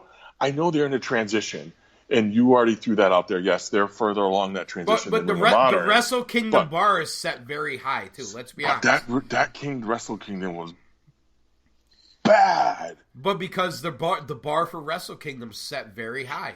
You know what I mean? Yeah. And I think part of it was we knew all those guys were leaving. You know what I mean? Yeah. I think that's what did it for me. I think too. That was part of it. The G1 was, like I said, the G1 was tremendous. I thought it was great. Here's my thing with the TakeOver, and obviously you got to get a TakeOver in there. Yeah. I liked New York better than 25. I liked Riddle personally. I liked Riddle versus Velveteen better than I liked Riddle versus Roddy, and I love Roddy. Don't get me wrong. Oh man, I loved that Riddle Roddy match though. That was such a great but match I liked him. show. I liked him and Velveteen better. Yeah, it was a good match. Even though Cole won the match at 25, I liked the match at New York better. Yeah, no, the 2 out of 3 was great. I mean, because I really didn't know which way they were going to go because they could have gone both ways. Right. You know, and it made sense given Gargano that shot, but I really thought at that takeover for Mania that they would have went with Adam Cole because Sean's such a follower and believer with Adam Cole right now that he would have gotten that push before Gargano. My issue with Gargano is only one thing. I mean, I like Gargano. I think he's good. But to me, it's just Daniel Bryan 2.0. Yeah. To me. I mean, listen, I can't follow it, man. He looked like a fucking midget in a Royal Rumble. Let's be honest. Yeah, I just can't. I can't get behind it because it's this Daniel Bryan 2.0. But bro, here's the other thing. They're not doing anything with Roddy. They're not doing anything with Adam Cole. No. They're not doing anything with Bobby Fish and Kyle O'Reilly. Which is the best tag team in NXT. But they're not going to do. If they go up, they're not going to do anything with any of these guys. The only guy I agree with you, there's 2 guys that I think have a shot. I think Dream, because he's walking that, pride tight line, we'll call it. And I think that resonates with what they're trying to do. Although Velveteen Dream won't be allowed to wrestle in Saudi Arabia because he might be gay or he might not. But they did let Finn Balor. Not. I guess he's dating that Casey Kelly chick. I know. I'm being it, but his character. Right. I'm talking his character. His character is flamboyant, right? Yes. Okay, we'll leave it at that. Yes. And I think he's very good at it. Okay. I think he's very good at it. Right. I think Riddle, given the UFC connection, he's jacked. God. He's built 1,000 muscles. The other guy that I think is going to get a major push by them is, and I forget what they're calling him now, but it's Punishment Martinez. Yes. It's what, Punisher? No, it's... Martinez is the last name, but I don't remember the first. I think he kept Martinez. Did he keep... I thought it was... No, I thought it was... Hold on. I thought he changed the whole name. I want to pull it up. Okay. No, man... I became a big fan of his during the tour. Ring of Honor was in. Yeah, well, it's another guy Ring of Honor never did enough with. Yeah, Ring of Honor didn't. Yeah, I mean, it was one of those. He blossomed late though, in Ring of Honor. He really did blossom late. Well, I mean, he's another guy who it was that United Kingdom tour. Damon Priest is his name. Yeah, there it is. I'm excited to see what he's out of the Monster Factory. I think that he's a Vince type guy. Well, he's a big guy, right? And he can actually, but this big guy can actually talk in the mic though, if they let him. If they let him. Ring of Honor didn't let him much either, though. No, Ring of Honor's in a transition. You know what I always said about him in Ring of Honor? What's that? He would have been perfect for Truth. If Truth took him under his wing, he would have been a megastar in Ring of Honor. Yeah, I think so. Truth would have brought him to another level. I think so. But he didn't have that option. So how long is your boy hanging on to that title for, man? How long is your boy hanging on to that title for? Well, unless he loses it to Flip, probably a long time. That's my guess. You better... He's got to start. I need to see him wrestle some more. What's the word I'm looking for? More high profile guys. I want to see him in like more Jay Briscoe. Guys. Yes. Yeah. Well, listen. That's not his fault. That's not his fault. No. I'm not knocking. Ring of Honor needs to wake the fuck up like always. No. Dude, it's just, I mean, think of Ring of Honor like a small market team. It's almost like Ring of Honor. They got rebuilt. No. Look how many guys they lost, man. It doesn't matter. This is what Ring of Honor's doing. This is what they always do. They're giving this Taven title run. They're going to have all this stuff. And then when they get to the other end of the year stuff where Ring of Honor matters again to them, they're going to do something to take the title off him. That's my opinion.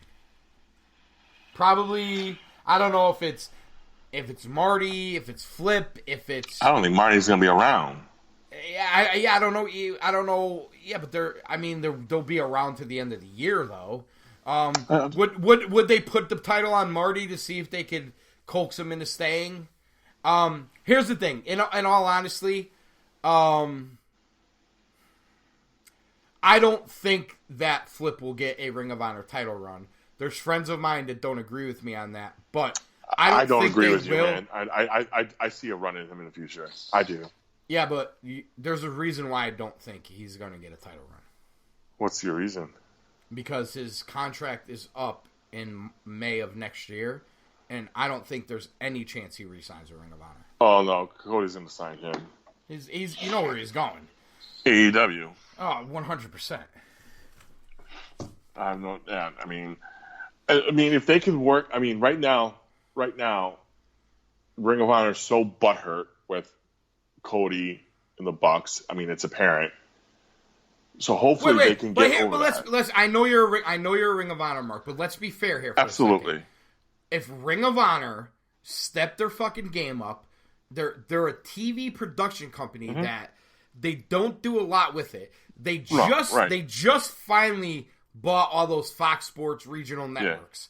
Yeah. If they had, what if they went to Cody and the Bucks and said, "Hey, listen, we're going to buy the Fox Sports regional networks. We got this going on. We're going to take this thing to another level." I still think they wanted to do their own thing, man. By that time, I still think this is Cody's stream to do. Why would you ever trust Ring of Honor to do it though? Why would you ever trust Ring of Honor? Listen, Tony Khan came in with a plan, presented something. He was talking to those networks in England before he even made a deal with Cody. Tony Khan had a vision. There's nobody at Ring of Honor that has that vision. They don't have the money that Tony Khan has. It's good to have that vision. But he has some serious ducats behind him to have that vision. I'm not saying that's the end all. I'm not saying that Ring of Honor has that money, but they listen. Ring of Honor, and let's be fair, goes to this extent, and they never try to break through. I think you're going to start trying to see them try to break through, but in a different way. No, they're not. They're always going to be who they are. They go for their little niche cult following. They're happy to be who they are, and that's what they are. Man, it's easy. Listen, we've been saying this for a decade now. When is it going to happen? It's never going to happen. Dude, I love that company, man. You look at the guys that company has lost. But they're a glorified indie. They're a glorified indie. They're a glorified indie, though. This is what they are, man. But they're good at what they do. But if they did something, more, and they gave these guys a better platform, and if they started handing out money the way they did after everybody left, maybe they wouldn't have lost everybody. Right.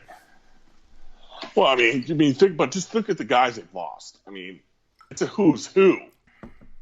Punk, Joe, McGinnis. Yeah, but it's a long. Those guys are a long time ago, though. But that's how far back this goes of them losing guys, and they constantly. Yeah, but I think tried to evolve. I think it was different. I don't think they had the okay. No, hold on. I don't think they had the opportunity then that they've had recently with New Japan, with the Bucks. Even before Cody got there, you had the Bucks, you had the Kingdom, you had Adam Cole, you had Roddy, you had the New Japan guys coming in, and it just seemed like they just played New Japan bitch boys anytime they could for a pay-per-view, and it's the same old song and dance with them. There was no advancement. And they had the caveat, at least the guys at that point could do indies and Ring of Honor. Now, I know, I'll tell you this right now, and he hasn't said this to my face, so I'm not saying he has. And I know a lot of people that listen to me know that I have a relationship with Flip. I could tell you this. I know this in my heart to be fact. Flip is miserable because he's not wrestling enough. He'd rather wrestle Ring of Honor and then go hit the indies. And the only time he can't wrestle Ring of Honor is when he wrestles outside of the country. And that's, few and far between. He's not going to go to Australia every week. He's not going to go to Mexico every week and Europe every week. And those things happen from time to time. But his main thing is Ring of Honor. And Ring of Honor, their schedule is too light. They never wrestle, dude. They never wrestle. Yeah. Yep. No, and supposedly next year they're supposed to be booking more, from what I've read. We'll see. Supposedly. But we'll see. But but let's say if Flip and Marty leave, right? Again, you're losing guys again. Like, you know what I mean? No, don't. I mean, it's inevitable. Those two are. Dude, 2 + 2 is 4. Marty's not sticking around. And I just don't know that. NWA has the roster to help them carry this over either. You know what I mean? No, but it's good to see that they're trying. I agree, bro. I agree. I'm just saying it's almost like it's too late almost. You know what I mean? Like, they're going to have their niche, but they are going to be like a stepping stone for AEW, a stepping stone for New Japan, a stepping stone for WWE. And that's just like the small market teams are stepping stone for the big market teams, Yankees, but Dodgers, I don't, Red Sox. It's the same thing there. I mean, but it's different. It's different though. It's different. But it's the same. It's the same philosophy. Ring of Honor is a small market team. Well, the Kansas City Royals, the Tampa Bay Blu-rays. They're in a position now. They're in a position now. They have no choice. 3 years ago, I don't think that's the case. I think 3 years ago they didn't strike when the iron was hot, and now they're paying the price for it. True, I have to agree with that. I think they were confident in thinking that they would always. I don't know this for certain. This is me assuming that they were confident they were going to sign Cody in the Bucks. But when that didn't happen, here we are now. They never signed Cody to an exclusive deal, which is why his title run was so short. Right. We got about 5 minutes left before we get out of here. We brought it up a couple times. But I just want to go back to this real quick because I think it's important. I read an article, again, dirt shits, take it with a grain of salt, that WWE doesn't want John Cena's, Stone Cold Steve Austin's, Hulk Hogan's, The Rock's anymore. They want to have the power over all these guys, and they don't want megastars like that anymore. Which I think I've read that same article. I think it's ludicrous. Because this is, when you don't have that, you get Goldberg versus The Undertaker. And we've been throwing a lot of shade at The Undertaker and Goldberg, but I want to say this.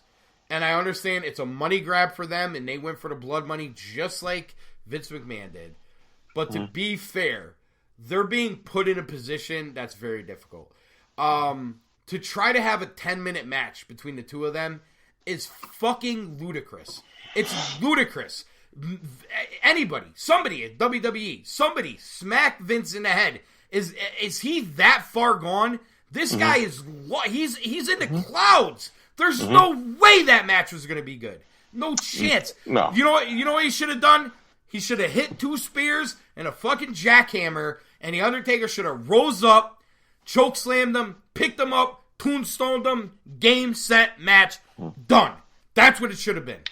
I honestly didn't want to see the match, personally. Me either. I didn't care. I'm just saying, Goldberg, if you're going to do it, that's what it should be. Right. I totally 100% agree. I've watched it, and my eyes wanted to bleed. It was awful. From Goldberg dropping Undertaker on his head. I love how they keep releasing these short snippets of the match, too. I personally think because Goldberg dropped Undertaker on his head, I think Undertaker did what he did with the tombstone deliberately as payback to Goldberg. That's my opinion. You think he fell over like a stooge on purpose? I do. No, I think so. I think he was Goldberg pissed. I think Goldberg lost his balance and knocked the Undertaker over. Well, it could be that too, but I think mine adds more drama to being pissed off, and but you could be right. Here's the thing: that dirt sheets article you're talking about.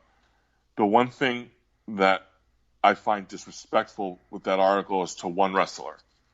And they talk about how they don't want a John Cena and they don't want a Hogan, they don't want a Rock. Roman Reigns? It's disrespectful. No, not to Roman Reigns. It's disrespectful to AJ Styles. Because what? That is what? that could be that guy in that company. No way! AJ Styles is the best wrestler they have in that company. It doesn't matter. He's not going to be that kind of star, though. Right, but no, it is. But that would then lead to Roman Reigns. Hold on a second. No, man. What is AJ Styles' character? A phenomenal one. No. What is his character? Runs the camp. Yeah, you're giving me all the catchphrases. What is his character? That's what he is. No, what he's not. Camp. He's a guy who says a lot of things. Is what he is. He's a guy who wrestles and says a lot of things. There's no level. You can't even explain to me what his character is. Daniel Bryan has way more of a character than AJ Styles does. That's not AJ's fault. How's that AJ's fault? I mean, he just re-signed. He doesn't have any creative control. Well, he re-signed because he's going into his late 30s, early 40s, and this is his last money grab, and he's going to retire. Right, and he doesn't care what his character is. He's grabbing money, and he's going to go. Listen, I am not telling you that AJ Styles isn't a great wrestler. He is. But in the WWE, and what they do on TV, and having a character, he doesn't have one.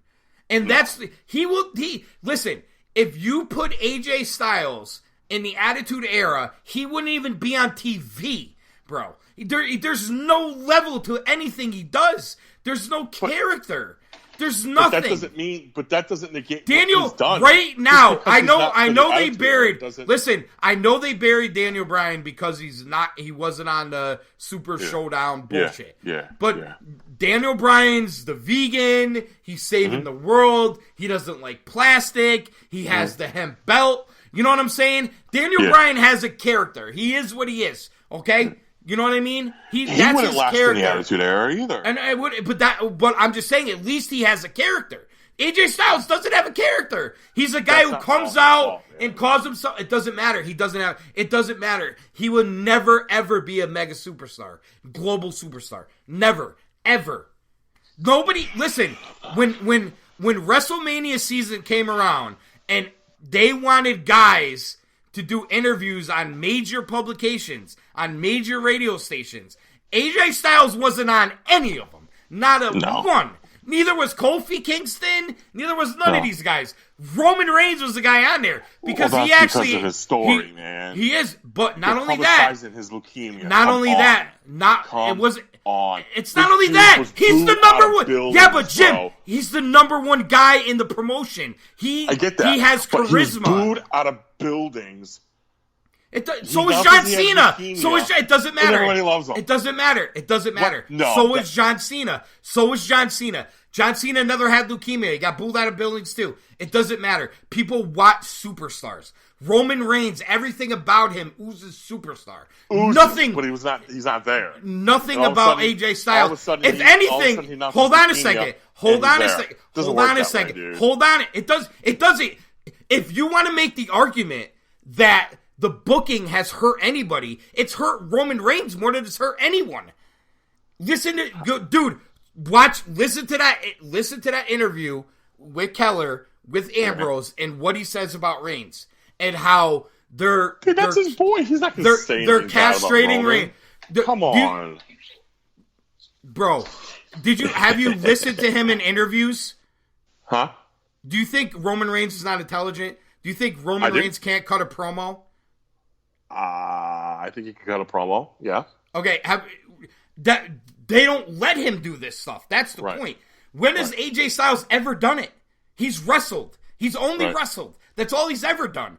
It's not like, see, this is the thing. It's not like AJ Styles has been elsewhere cutting great promos and making you like he's been castrated. No, AJ Styles is a great wrestler and he wrestles. And that's what he does in WWE. Randy Orton's a far better WWE type character than AJ Styles is. That's why I wanted Randy Orton to beat him at WrestleMania. Because Randy Orton has a character. Randy Orton could cut a promo. Randy Orton could do all that. Roman Reigns could do that. Ambrose could have done that. You know what I'm saying? To put AJ in that conversation is crazy. That's the thing. It's not. It's you're looking at it differently than I'm looking at it. You're looking at a cartoon character. No. Because they could be a cartoon character. I am looking that's at. What Roman Reigns is. No, cartoon character, you're looking at it from a wrestling fan's perspective, looking at a wrestler. You're not looking at what makes a global superstar. If Ronda Rousey, I'll give you an example. If a global star, Ronda Rousey, if Ronda Rousey's not in the WWE roster, the women don't main event WrestleMania. No doubt. I give you that, no doubt. So Charlotte Flair is AJ Styles. I think that's a pretty close similarity. I can see that. I'm just saying.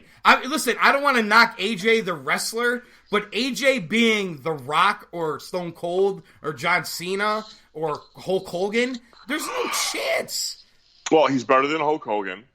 He's not better than Hulk. He's not better. He's not. He's not as a superstar. Yes. He's not as a superstar. He's not as a superstar. Because here's the thing. He's a wrestler. Dude, he's only a wrestler. He has no. Stone Cold had a character. Yes. And what are we talking about here? Wrestling. It's not wrestling. It's sports entertainment. They're not a wrestling show. Oh my god. And that's part of their problem. That's why their ratings blow. That's why their ratings blow now. But when Stone Cold was the man, the ratings didn't blow. No, because he was flipping people off. He was saying "fuck you." He was saying this. He was saying that, and he was swinging beer. All right, I'll tell you this right now. Hold on. If you and I walked through the mall together, and I wore an Austin 316 shirt, and you wore a Never Rust, Never Rest shirt, who do you think the majority of people are going to recognize what shirt? Stone Cold one. Oh, exactly. Because he's a star. If I wore the Rock shirt, they're going to wrestle the Rock. They're going to notice the Rock. AJ Styles isn't a star, bro. He's not a star. He's a wrestler. But he's not a star. Wrestler. He's not an actor like The Rock. He's not a star. Movie. He's not a producer. And he's never going to be because he can't even cut a promo. He can't even do a contract signing that's good. It's terrible. Him and Seth Rollins. That's not his fault. He's handcuffed, man. You even said these wrestlers are being overproduced. I understand that. But hold on. When has AJ Styles ever proved to you that he can cut a good promo? One time. Give me. He had some pretty good promos in his TNA days. It wasn't that bad. It wasn't the greatest. Big time, yeah, well, exactly. It wasn't the greatest, exactly.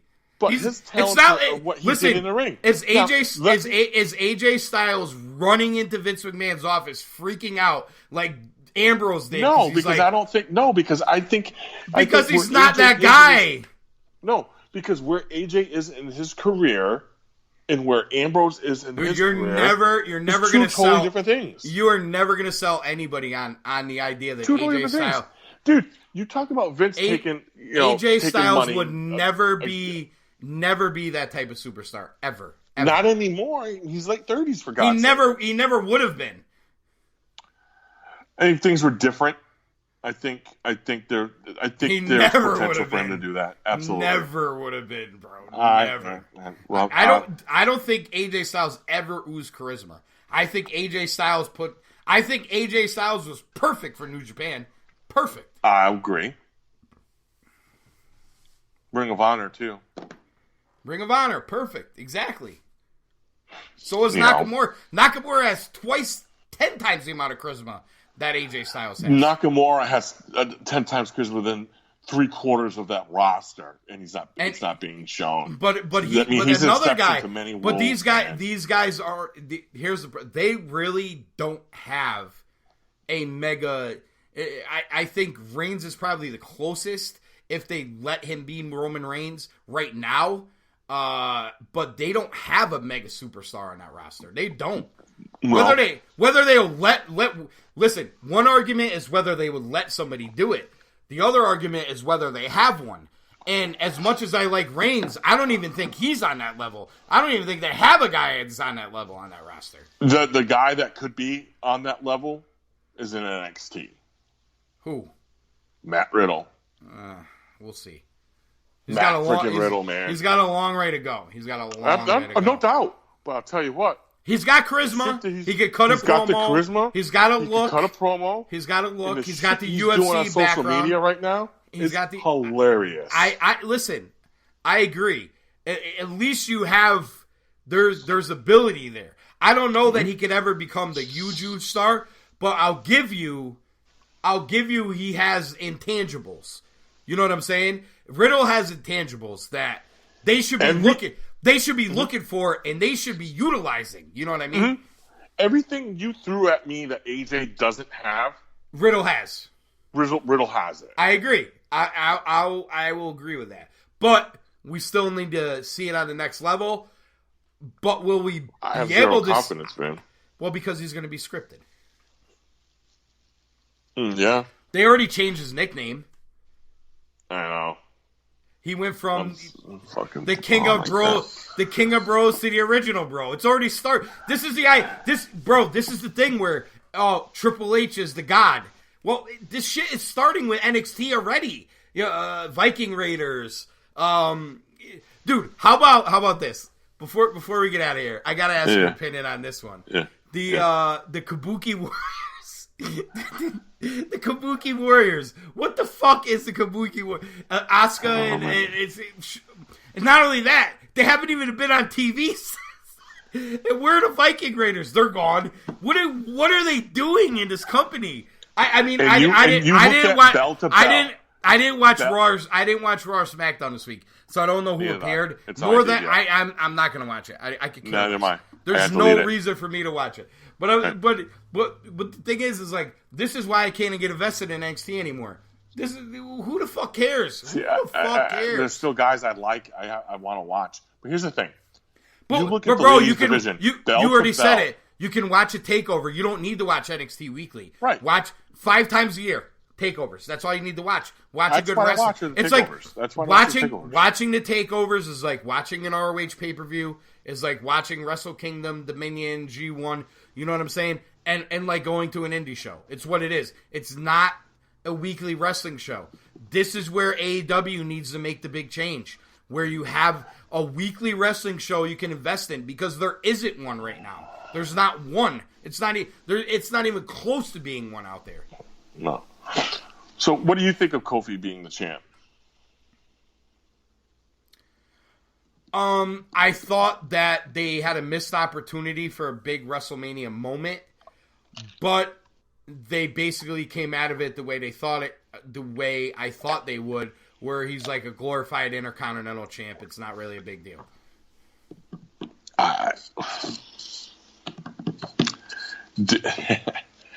think they just put it on the dude is because I don't know. Anyway, he's been there 11 years. It's the only belt he didn't have. Well, he got white hot for a minute, and they actually struck when the iron was hot with him. That's what they did. That belt Joe. That belt should be on. I don't know. Do people really care about Joe? What's that? Do people really care that much about Joe? I don't know, man. Joe had a nice run with that title, United States title, man. It was pretty good. It was a decent run. I know, but he was gone. He was in some good matches, man. I know they just don't do a lot with these guys. You know what I mean? No, they don't do a lot with Joe. I'm not blaming the guys. I'm just saying they don't do a lot with these guys. I thought his run with the United States title, because it was a little stale for a little bit. His run with that United States title was pretty good. When are those titles not stale, though? Come on. They're always stale. I thought Seth Rollins, as Intercontinental Champion, reminded me of some old days. You know, he was the working guy. I mean, bell to bell, man. He was in there. I mean, Finn Balor made that belt stale. Here's the problem. Seth Rollins is an Intercontinental Champion walking around with the Universal title right now. Oh, I agree. I full-heartedly agree with that. So Seth Rollins is perfect to be Intercontinental Champion. Right. He's Rick Rude. He's that kind. He's the working champ. Yeah. That's what the Intercontinental title is. But he's not the guy that should be beating Brock Lesnar. I'm sorry. And Brock Lesnar should not be having that title. I'm sorry. I'm so sick of that dude. It's old. It's stale. It's stupid. Seeing him beatbox with the freaking Money in the Bank thing is so stupid. So fucking lame, dude. It's so stupid. You know, it's just, you know, The whole idea that he didn't know he could cash in for the whole year. Yeah, he got cashed in on at WrestleMania a couple years ago. Like, right. It's so stupid. They missed an opportunity at Money in the Bank. Who the fuck? Because, you know what? That just reminds me. A couple of months ago, this article came out where they were hiring somebody to take care of storyline continuity. Well, whoever you hired should be fired because they suck at their job. Because there's no continuity in any of these so-called storylines. And I think that's why they brought back Bruce Pritchard to help with that. Yeah, I don't think it's helped much either. No, but they got him doing probably everything. But no, they should. Drew McIntyre should have won the Money in the Bank. He should have cashed in, and he should be the champ on Raw. A young guy like that, and have Seth Rollins as your Intercontinental. I was hoping this honestly in our WrestleMania lead up, and we all kind of didn't think it was going to happen. We were all kind of in agreement where we thought that they should sell this story that Reigns came back too quick. He wasn't in shape yet, and Drew's like kicking the shit out of him, and he fights back, and maybe Drew cheats, and maybe he hits him in the ribs with a chair when the ref's not looking. You know what I'm saying? Yeah. Something to and then Drew wins, and like you said, goes after Rollins for the title, and then maybe at SummerSlam when Reigns is strong again, then he goes back after Drew or about Survivor Series. You know what I'm saying? Yeah. I thought that would have done a lot for Drew. Plus, I would have thought it would have done a lot for Reigns, where you get more of a redemption story. You know what I'm saying? But that's not what they do. What do they do?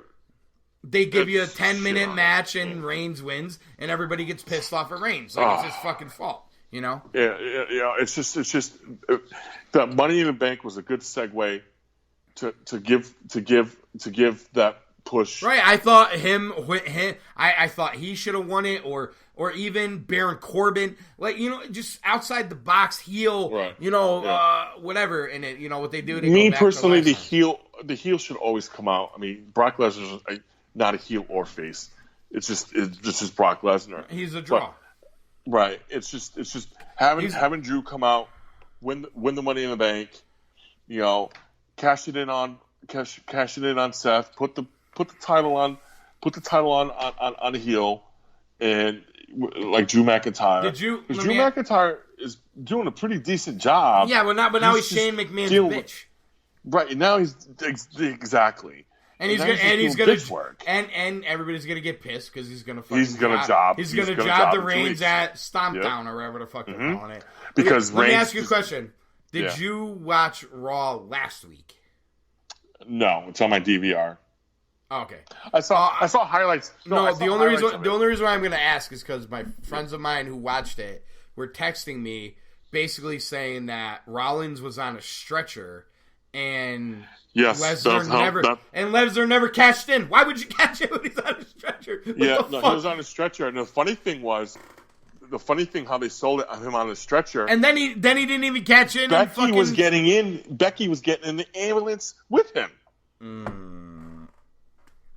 Really? Yes. So they're like making this real. So are they gonna do like Becky versus Beth Phoenix and Edge and Rollins are arguing or something? I don't know, but I found it when he was getting pushed in the stretcher. So Becky was right there with him. That is so stupid. I know.